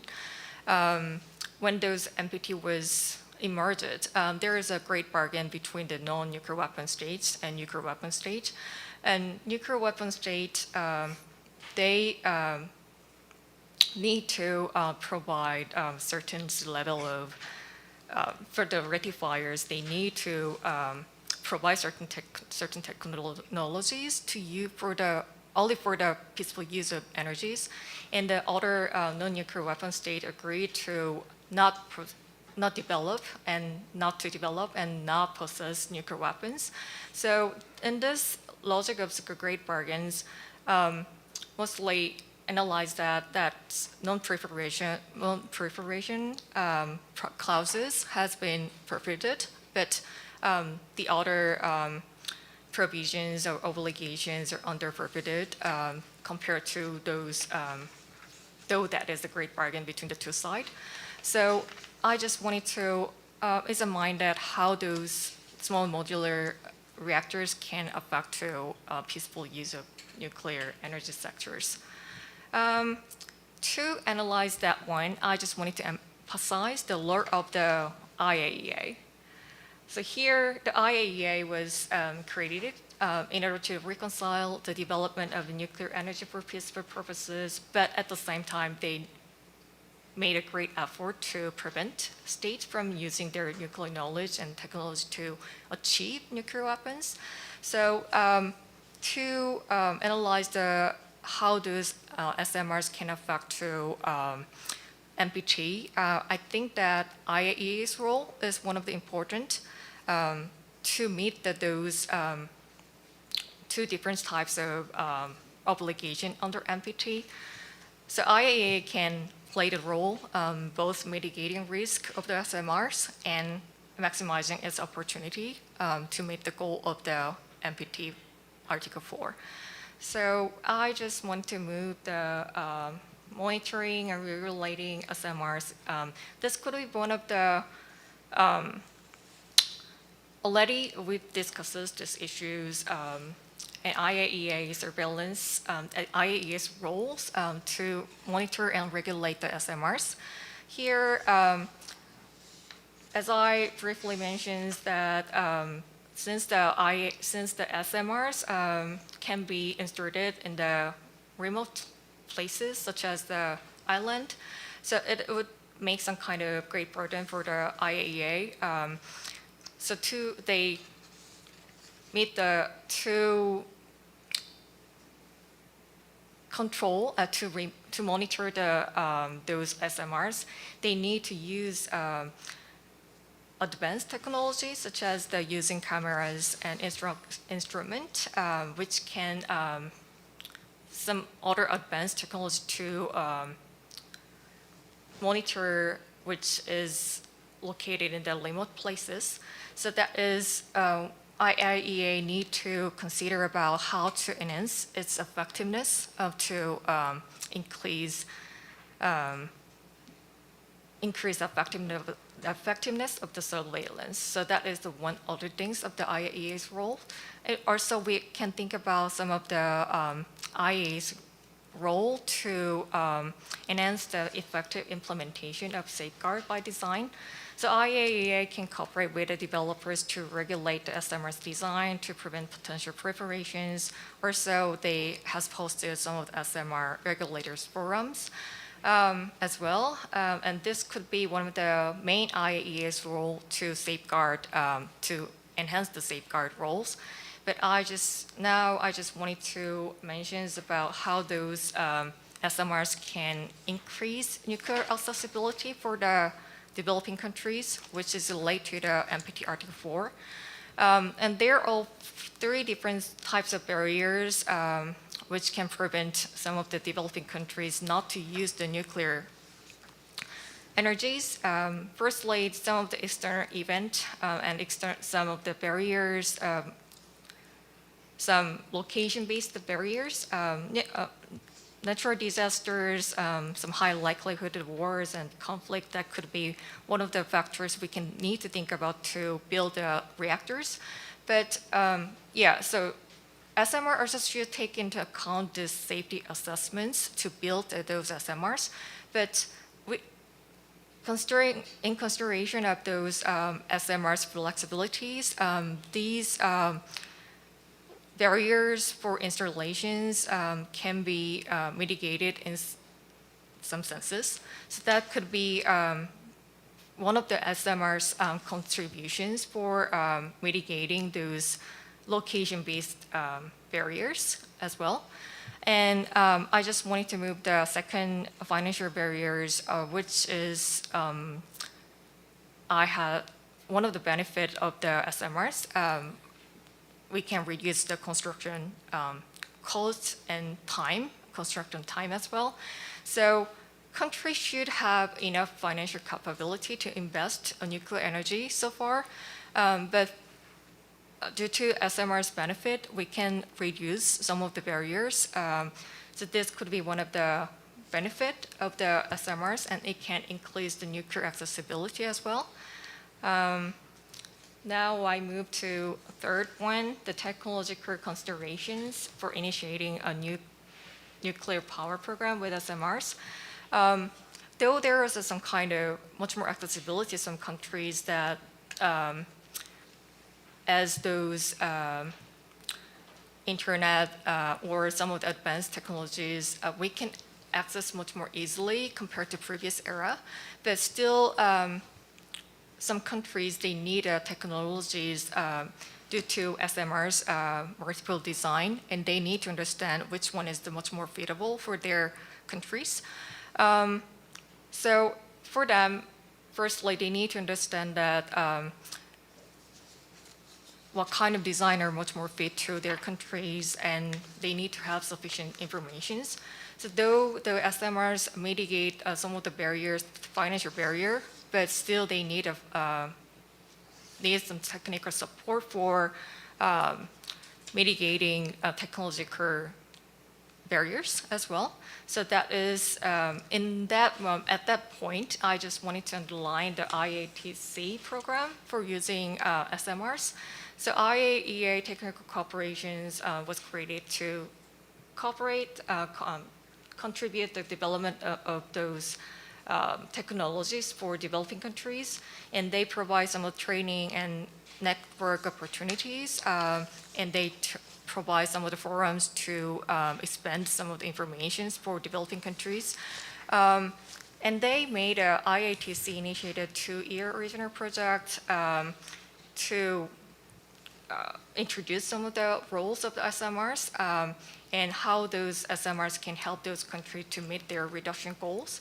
And this could be one of the examples how those IATC program can mitigate those technical barriers. Yeah, this is one of the examples that I brought for how IATC program can help those countries to understand those SMRs technologies and development and how they deploy their reactors. And this is one of the examples. And here's 25 member states in Europe and Central Asia. They participated IATC, one of the program, and they participated in this conferences and forums to expand their knowledge and experiences. And they, one of the participants could be one of the Estonia cases. Last sessions, Dr. Lee mentions that Estonia is highly dependent on the Russia side, and considering their security situations and national context, IATC program, they help countries to understand how they apply SML models in their countries. And Estonia, going back to the Estonia cases, which is one of the participants of this program, and they are highly relies on gases and petroleums from the shale oil. And they also depended on some of the Russia-sized gases, and this is related to energy security as well. And they are more likely to think about initiate their new energy program, and that is SMR project. And they signed an agreement with GE Hitachi one. They tried to introduce one of the reactors, SMR reactors, in their countries to examine their economic feasibility one. So this could be one of the examples of how those IATC can help some countries' project to introduce SMRs as well. Here is my last slide, and I just wanted to recap what I wanted to point out today. So there are 2 types of policy implications, but I just wanted to underline more about compliance of the NPT Article 4 with the emergence of the SMRs. So compared to the non-proliferation goals, we consider that those promise of the nuclear energy assistance goes underfulfilled or unfulfilled so far, and how those underfulfilled obligation can affect to non-nuclear weapon states. That could be one of the concerns for those international community. And this may send some kind of signals to non-nuclear weapon states that those P5 countries do not have genuine intention to fulfill their promises to share nuclear technology for nuclear purposes. So I may consider that, I consider that this SMRs could be one of the solutions due to because it has some of the benefits. It's financial, it can reduce the financial barriers, and it still has some kind of technical barriers, but we can use some of the IAEA programs. So this could be one of the implications that I brought, and still we need some of IAEA's expanding role to handle the non-proliferation issues, which can be caused by the SMRs. We also need to increase some of the fundings of the IAEA and to handle their increased role at the same time.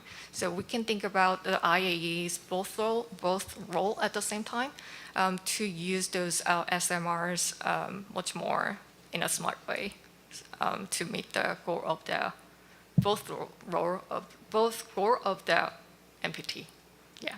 So that's the end of my presentations, and thank you for listening, and any questions and comments are welcome, and references.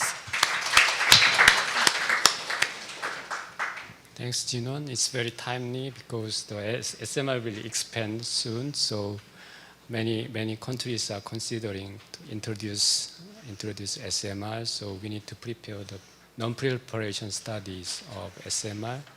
Also, it is very interesting. We can connect the NPT and the impact of SMR. So we will discuss in the discussion session about that. And we have one more important speaker from Ireland, Mr. Tom Hickey. If he's in the Ireland time zone, it's 9 in the morning, right? It's good for him. Okay. So I will introduce briefly. Mr. Tom Hickey is an international security specialist. He works in the MENA unit of the Irish Department of Foreign Affairs, and also he was a NEREC Summer Fellows in 2020, and currently serves as a communication coordinator for the CTBTO Youth Group. Maybe he will present about youth engagement with non-proliferation and disarmament. Please, Tom Hickey. Yes, thank you for the introduction and good afternoon to everyone. Before I begin, I'd just like to say I'm actually on holidays in the US right now, and it's 4 a.m. So hopefully I won't fall asleep during my own presentation, and I hope that you won't feel like falling asleep either. And I think the important lesson here for you as scholars in non-proliferation is you should be prepared to have a discussion at any time of the day. If you're standing at the bus stop, you should be talking to the old lady beside you. What do you think about small modular reactors? Or if you're at a party with your friends, you should be asking, what do you think about the NPT review conference? But anyway, thank you very much for the invitation to speak today.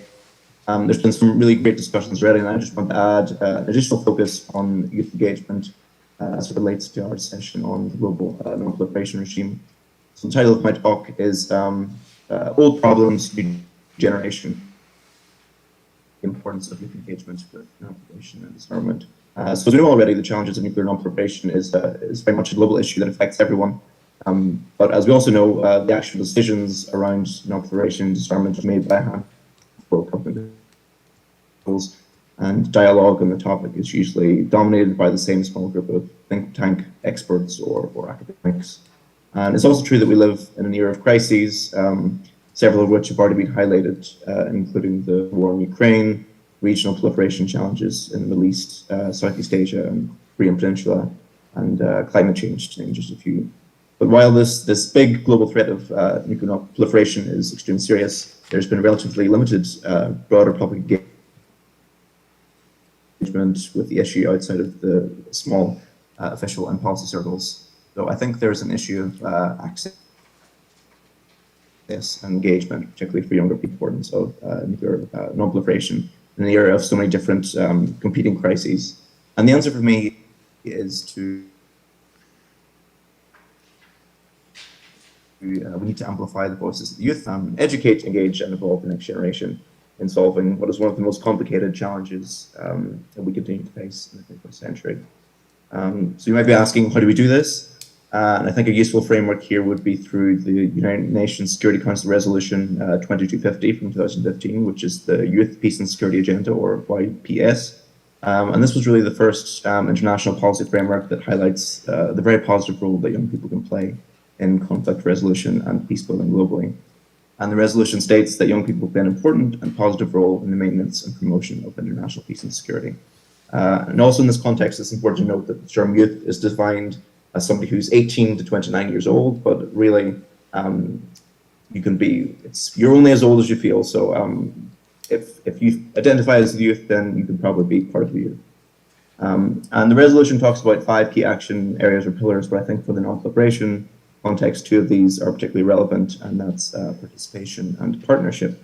And participation basically revolves around engaging young people on the issue of non-proliferation and disarmament, and partnership examines the cross-cutting areas for potential collaboration across scientific and policy fields, expert and non-expert, civil society and official.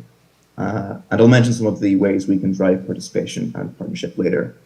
But at this point, you might be thinking, well, this all sounds great, but really you can't replace a diplomat or a technical expert with 30 years of experience with some 20-year-old student or activist, but that's not the point. The point is that including more voices, including youth voices in the decision-making and dialogue processes around non-proliferation and disarmament issues can lead to greater and more durable successes in the long term. So it's really important to build up the capacity of the next generation. A young person who engages with non-proliferation disarmament issues when they're younger are more likely to carry that engagement with them throughout their entire life, including engaging with their peers, their families, and their communities, and help to pass on the knowledge to future generations. So I think non-proliferation in the context of youth, peace, and security agenda is a very good investment, not just for the present, but also for the future. It's also important to remember that different generations have very different ways of conceptualizing or thinking about problems, and you can bring very new perspectives to old challenges. And there's plenty of research that has shown that younger people are actually better coming up with more creative solutions to challenges than more experienced professionals or experts who may be set or restricted in their way of thinking along conventional processes. So really, a diversity of thinking leads to more successful outcomes when all parts of society can be involved, especially young people. I'll also point out that it's very useful to link the Youth Peace and Security Agenda with the Women Peace and Security Agenda, as involving women and youth both really seek to address some of the structural inequalities that often lie at the root of conflict and insecurity globally. And I know here, for example, that the UN Institute for Disarmament Research has done some really excellent work on the role that women play in non-proliferation, and the fact that so many international fora and conferences working on non-proliferation and disarmament are still very male-dominated. And I think this is an area of collaboration where youth engagement on the issue can help improve inclusivity. I think it's also important to mention you shouldn't sort of pigeonhole or tokenize youth engagement to only address youth. So it doesn't make sense to involve young people in the process if you're only letting them speak about youth and their perspectives on this very, very narrow topic. As I said, involving a diversity of perspectives on different disarmament and non-proliferation issues can be very useful. So I think youth should be engaged at all levels of discussion on these very important topics. And I think another challenge facing any highly technical and specialized field is the issue of siloing, where experts are very much only focused on their own specific narrow issue and often find it quite difficult to link their specialism with other potentially relevant areas. And I think this is another area where youth engagement can help ensure that there's more interconnectivity between different issues, for example, between nuclear energy and the climate crisis, or social justice issues and the legacies of nuclear testing. So now I'll just mention a few examples of ways to promote the participation and partnership that I highlighted earlier as part of the Youth, Peace and Security Agenda. And as I mentioned at the beginning, the amount of young people engaged in these issues currently is relatively quite small. And perhaps the biggest challenge we need to think about is how to engage those who don't know what non-proliferation means and those who don't ever think about nuclear weapons, although maybe that's a good thing. So really the question is, how can we get far more people involved in this discussion? And if we think of other issues, the success of youth engagement there, for example, with the climate crisis, where there have been pretty famous international youth leaders like Greta Thunberg, who have raised a lot of awareness on the issue. And this was a really great example of how youth can be leaders on important issues. and can put pressure on policymakers or engage with older generations to think about something they would not normally consider. So how do we get our new youth leadership on nuclear issues? I don't think we can get this only through nice op-eds in foreign policy magazines or research studies published in scientific journals. We really do need to take the message to the largest possible audience. I think some of the best tools we have for that, especially for engaging with younger people, are probably social media. If we take TikTok as an example, there are 1 billion TikTok users, and this is a massive audience, a very, very young audience, and we need to think about new ways of engaging young people through such social media platforms. Another challenge here is the average TikTok video is about 10 to 15 seconds long, so you should probably be thinking about how can you explain small modular reactors, nuclear risk reduction, or the NPT in 15 seconds, which I think would be a challenge for anyone. But the main point here is about making these nuclear challenges more relevant to younger people. Another example is via something like YouTube, where people can create short explainer videos on very technical, scientific, or policy areas, and they can explain this in an approachable, easy to understand format, which is available to the millions of people who use the platform every day. And I think maybe an idea here is maybe young YouTube video creators could partner with older technical or policy experts to create video versions of their academic research papers, articles, to make it more accessible to a wider audience.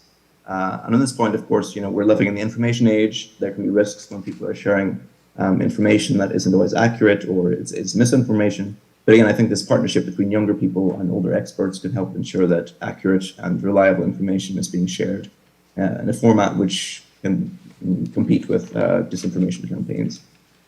And I think as Professor Knopf already discussed earlier, films, I think, are another great way of raising awareness. We think about classics like The Day After or Threads or Dr. Strangelove, which really portrayed the horrors or the confusion of nuclear war and the very strong public reactions that they produced at the time. Can we get Netflix or Hollywood to produce a new blockbuster on nuclear risks? And the same goes for TV shows. Maybe some of you have seen the recent HBO series about the Chernobyl disaster. I think it was very impactful. And of course, another area is video games. The global video game market is worth almost $200 billion US, and more than 3 billion people worldwide have played video games at some point. I think video games can create very accessible virtual worlds where maybe nuclear weapons use or nuclear disasters can be portrayed in a safe, contained environment and allow users to consider the consequences of this possible future or alternative history. And I know, for example, there's an ongoing virtual reality game being developed between American and German researchers, which I think puts you in the position, I think it's called Nuclear Biscuit, and it puts you in the position of the US president when there's a nuclear attack and you have to decide on the potential response. And it's really about putting people in the very stressful position of not knowing what's really going on, not having all the information, and trying to decide how many people to kill with your nuclear weapons. And I think this can be a very, very powerful experience to get people thinking about these issues. So again, we need to get really creative on innovative ways of engaging youth and the larger population in general, to be honest, on nuclear issues, especially those without any background knowledge or information about the topic. I think the second group of young people we need to think about are those who already have some background or understanding of nuclear challenges, but maybe want to get to that next level of engagement and participation. So we should think about how can we support and involve those people in the important conversations around nonproliferation. And I think organizations such as my own, the CTPTO youth group, can play an important role here. So the CYG, which was founded in 2016, has over 1,200 members from 117 countries who have a common interest in CTPT and banning nuclear testing. And CYG coordinates a very broad sort of activity portfolio. One example, there was recently last year the CTPTO CNS Research Fellowship Program, which actually is recruiting now if anyone is interested, which brought together 25 young people for an expert lecture series and collaborative group research projects over several months. And CYG also organizes many online webinars and young technical professional and mentorship programs for underrepresented groups. So I think there's a lot of scope for expanding this to other areas. Perhaps someone in the audience would like to set up the Youth for Fissile Material Cutoff Treaty or Youth for Chemical Weapons Convention. And I know that I think the Youth for TPNW group was recently launched as well. And at the end of the day, whether you're a veteran non-proliferation expert or you're just starting off in the field, the goal is really to create and grow a community of like-minded people, which can be a very positive experience.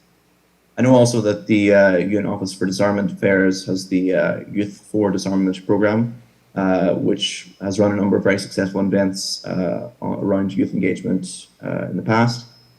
Things like poster design competitions, music competitions, walking challenges.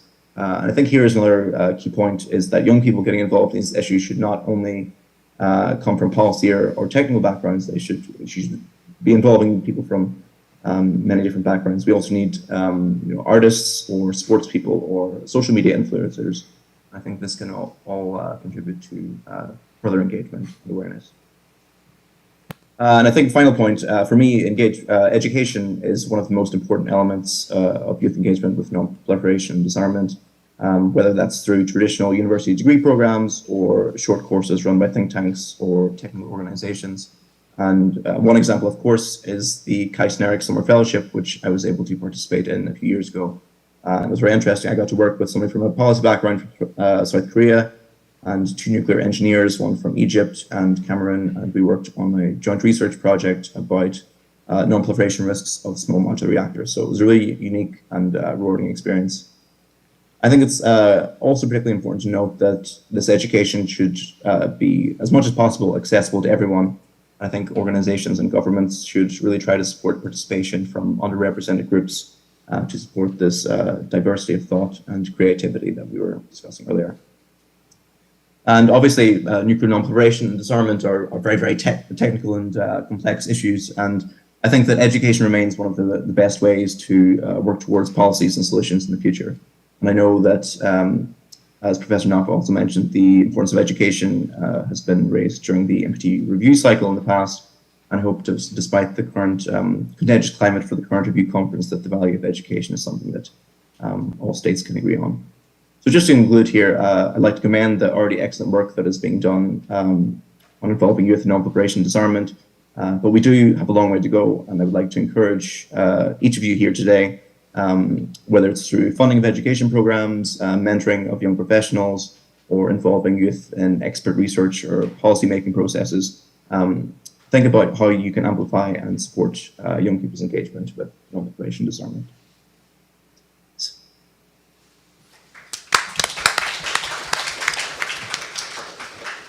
Thanks, Tom.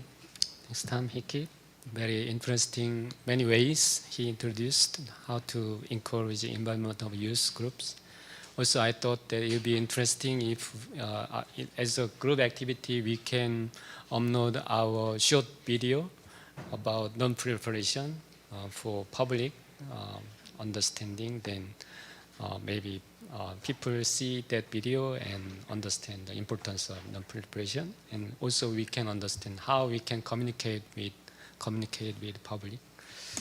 Okay, we finished all the keynote presentation and all presentations. So it's time to discuss, and it's time to take in questions from floor. Okay, I think we have about 25 minutes. So if you have any question on the presentation by Professor Jeff Knopf and other presentations, please let me know. Yeah, please.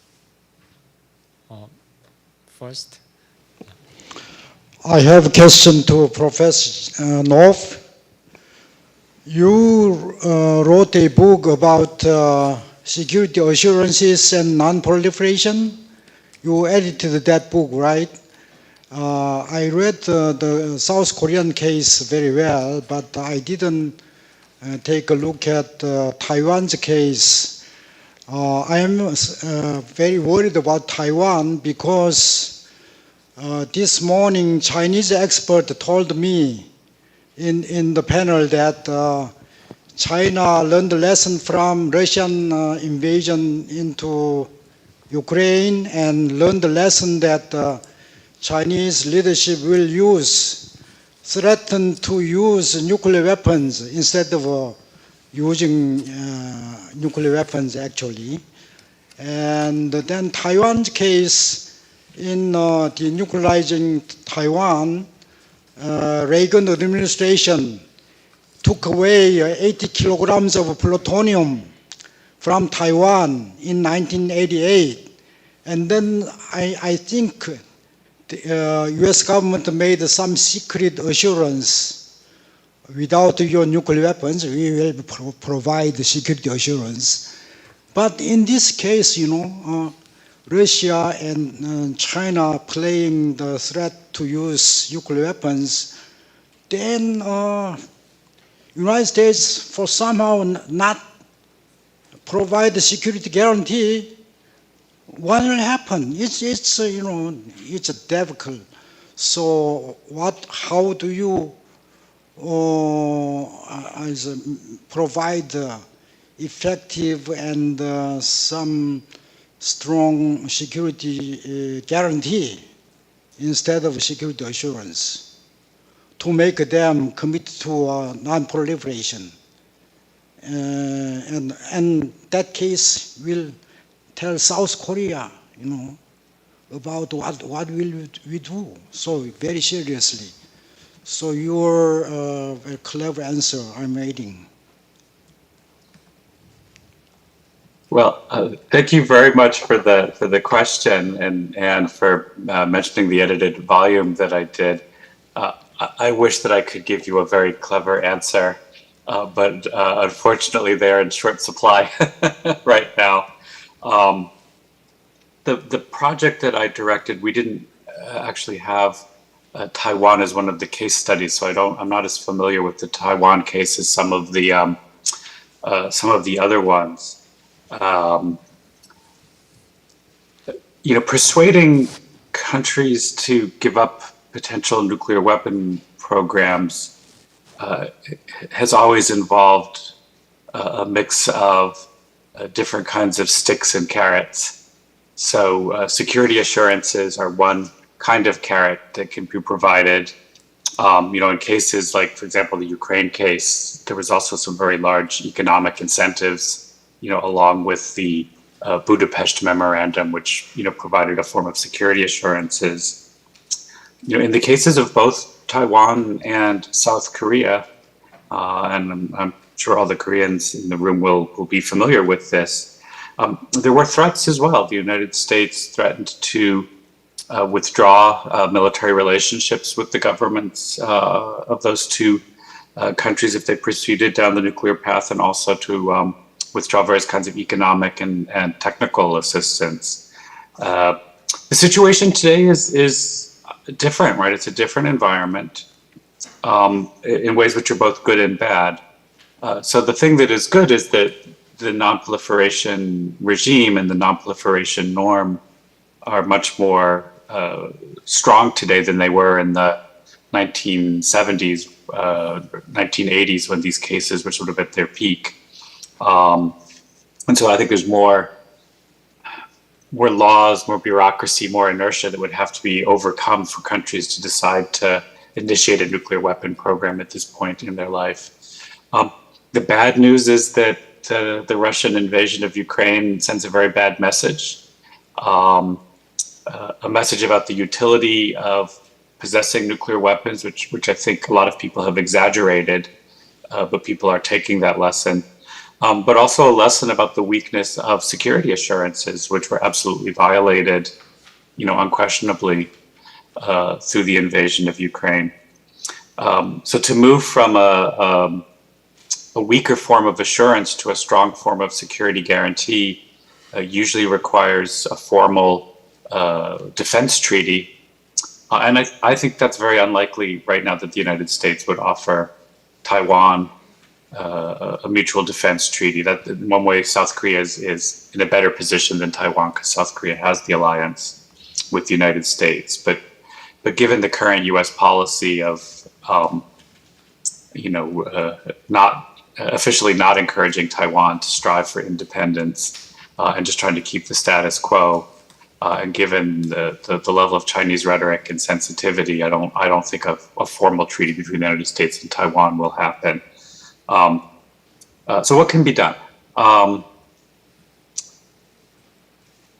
Ukraine has been able to do very well right now with fighting with the benefit of various kinds of conventional military assistance that it's received. And I think that's probably the key, is to make sure that Taiwan is strong enough in its conventional military capabilities to erect a very strong defense if China decides to try to cross the strait and launch an invasion, right? And Taiwan has the benefit that there's some water between it and China, so that makes it harder. If China just decides to bomb Taiwan back to the Stone Age, there's not much Taiwan could do, but I find it hard to think that China would want to do that, because that would defeat the whole purpose of wanting to incorporate Taiwan into China, right? I mean, if they're going to do it, they have to launch an invasion with troops and conquer territory, and Taiwan can be provided with, I think, the kinds of defense capabilities that would make that very, very hard for China, and hopefully deter China from doing that, and that would be the best assurance, I think, that could be offered to Taiwan.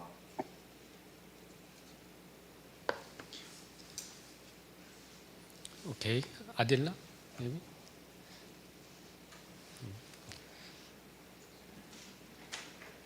Adila, and next Hannah.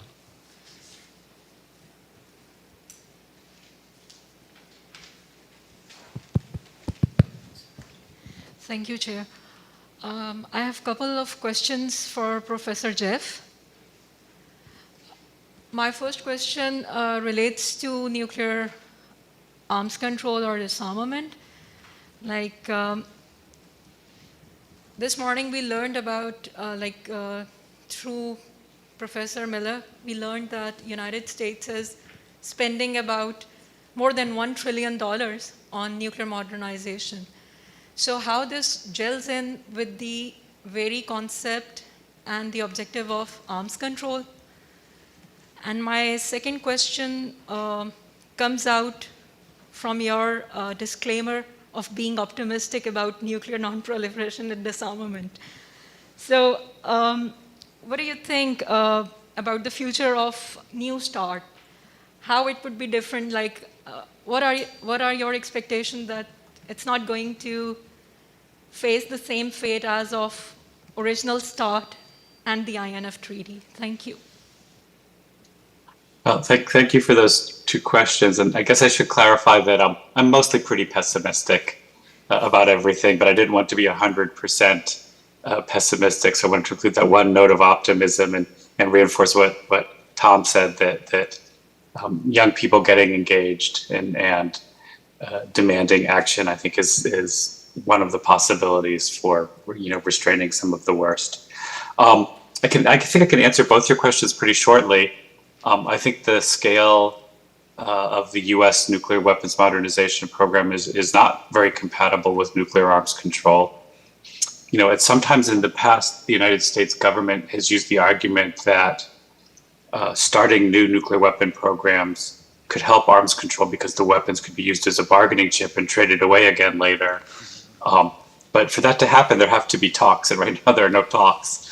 So I think there's just going to be modernization and no arms control.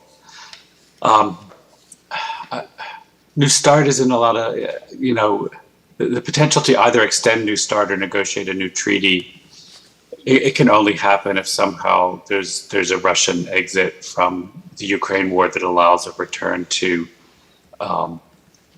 strategic dialogue and arms control. If the war is ongoing, I think arms control will have a very bleak future. I guess I'll add both. We'll have a very bleak future in the short term. Hopefully, just the sheer mutual interest in having it will eventually bring it back on the table. But the next few years, they don't look good. Okay, Hannah? Hi, I have a question for Tom Hickey. So my name's Hannah Harris, and I'm currently a second-year student in NPTS in the Ms. MGIMO dual degree. Also, hi, Professor Knopp.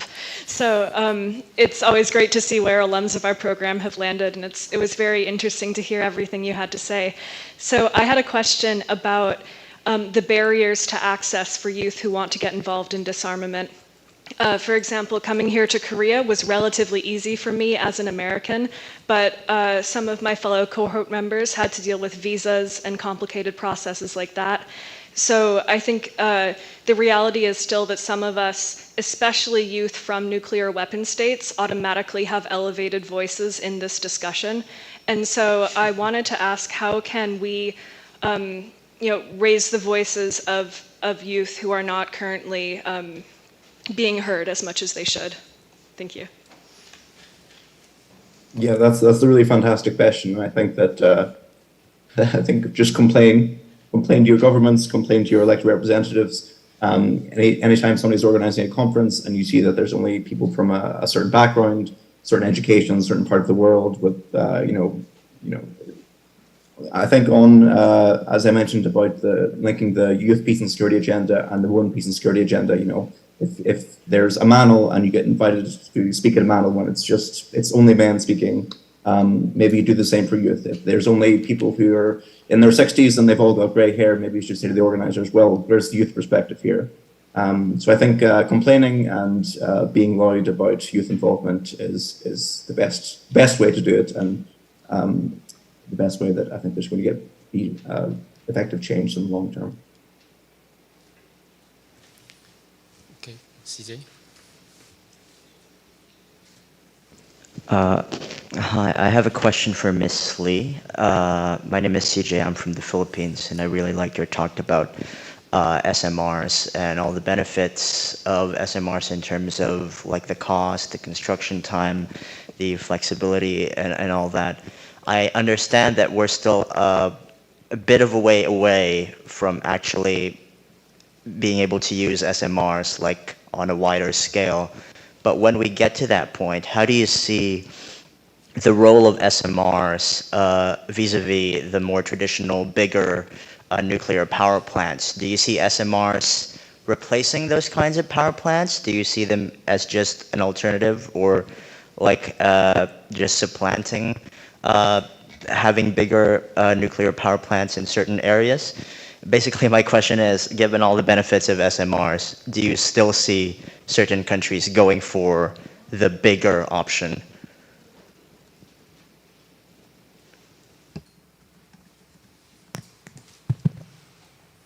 Thank you for asking me, Suze. I think that for the SMR issues, I think as I listed up those kind of cost and benefits in my slide, I just wanted to underline those benefits of smaller construction financial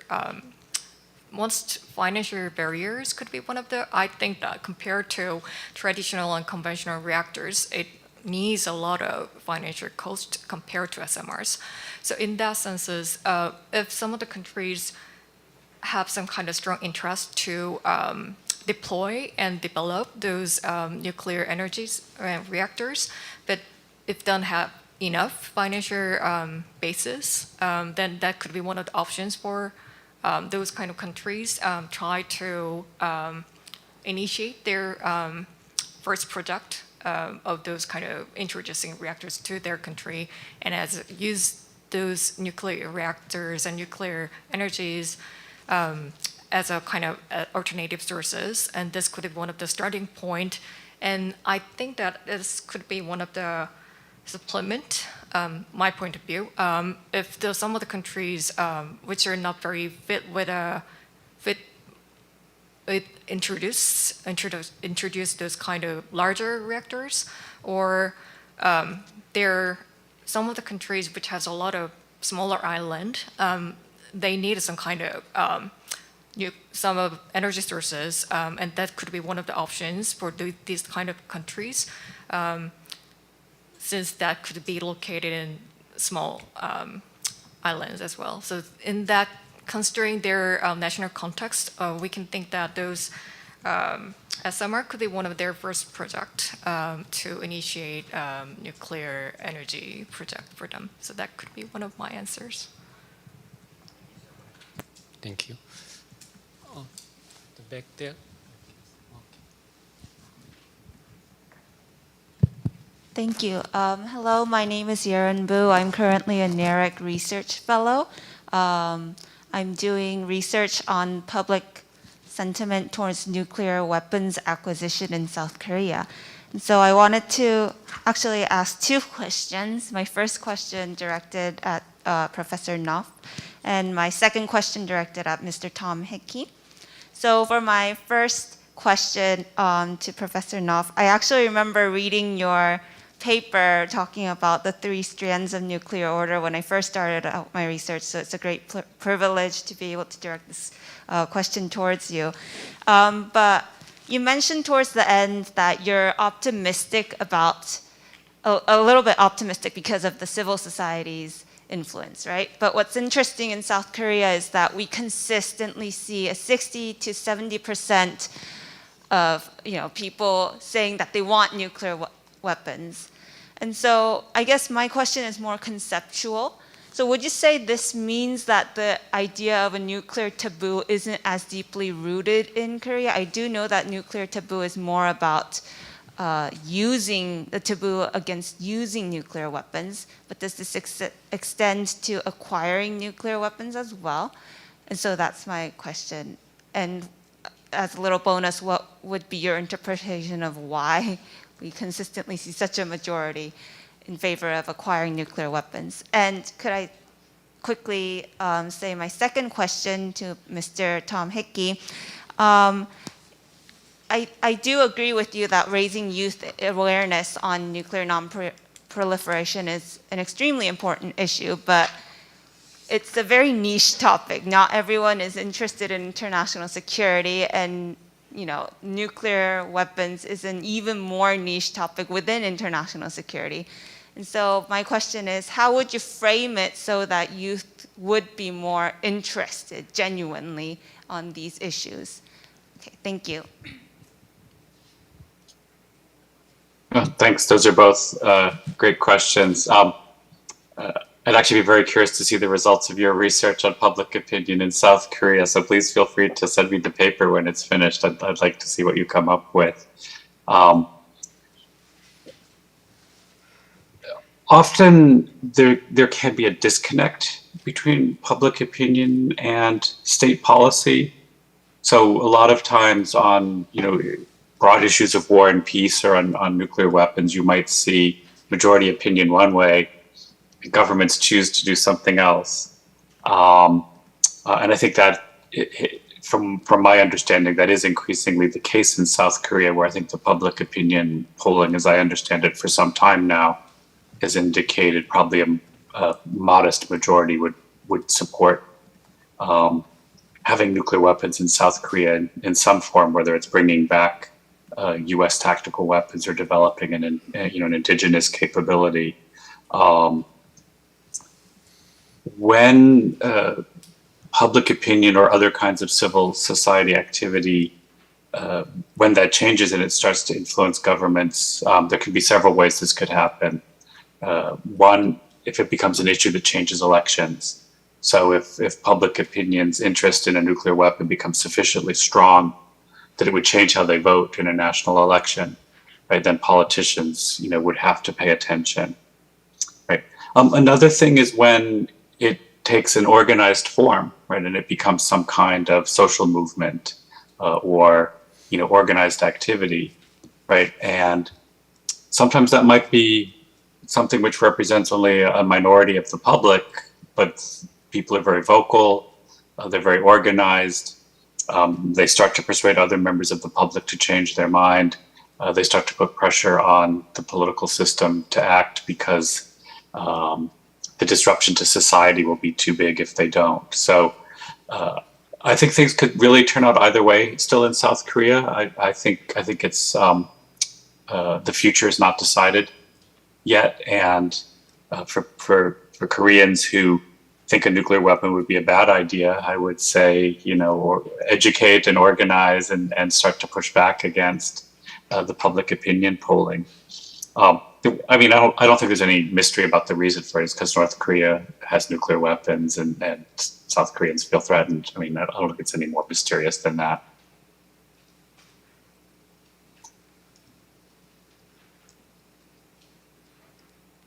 Yeah, and I think on your question about how best to make this very niche topic relevant to people, again, I think linking it back to the climate crisis and what Greta Thunberg did with raising her sort of global youth movement about the dangers of climate change, and the fact that we're actually seeing the dangers of climate change and the effects of it in terms of weather conditions and energy crises.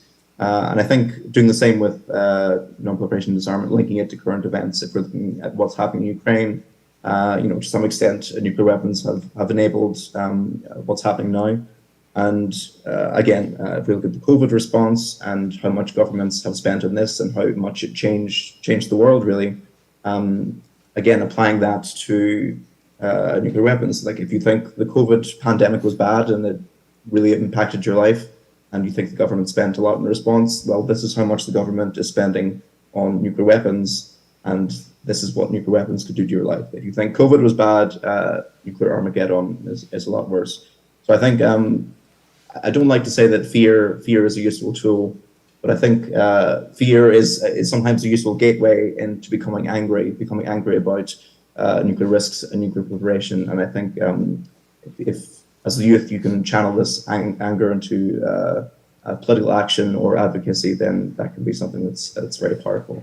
But again, I would leave it up to all of you in the room as youth to try and really think about how to engage with young communities, because I think it really is nuclear weapons. They're a global issue, but they're also a very local issue, and I think every regional context, every geographical context is very different. The nuclear threats that I'm facing for me in Ireland is very different to the nuclear threats that you're facing in South Korea. So I think as youth in different places, you need to adapt the narrative to your communities, to your different audiences for maximum impact. Okay, thank you. And I think it's time to close this session. And I'm very thankful to all presenters. Especially, I'm very thankful to Professor Jeff Knapp for staying with us until very late night, maybe almost 2 a.m. there. Okay, thank you for your kindness. And also, we learned that the importance of NPT in this session. Also, we can think that what it can do for the strengthening of the non-proliferation, what to do next as a young fellows. Okay, so I think this discussion will continue during this NEREC-Sejong conference, and also tomorrow and after the conference. Okay. Thank you all speakers and all audience for your participation in the discussion, and I hope this session will be useful for all of you, and I hope this conference will be successful. Okay, let me close this session, and thank you, and see you tomorrow.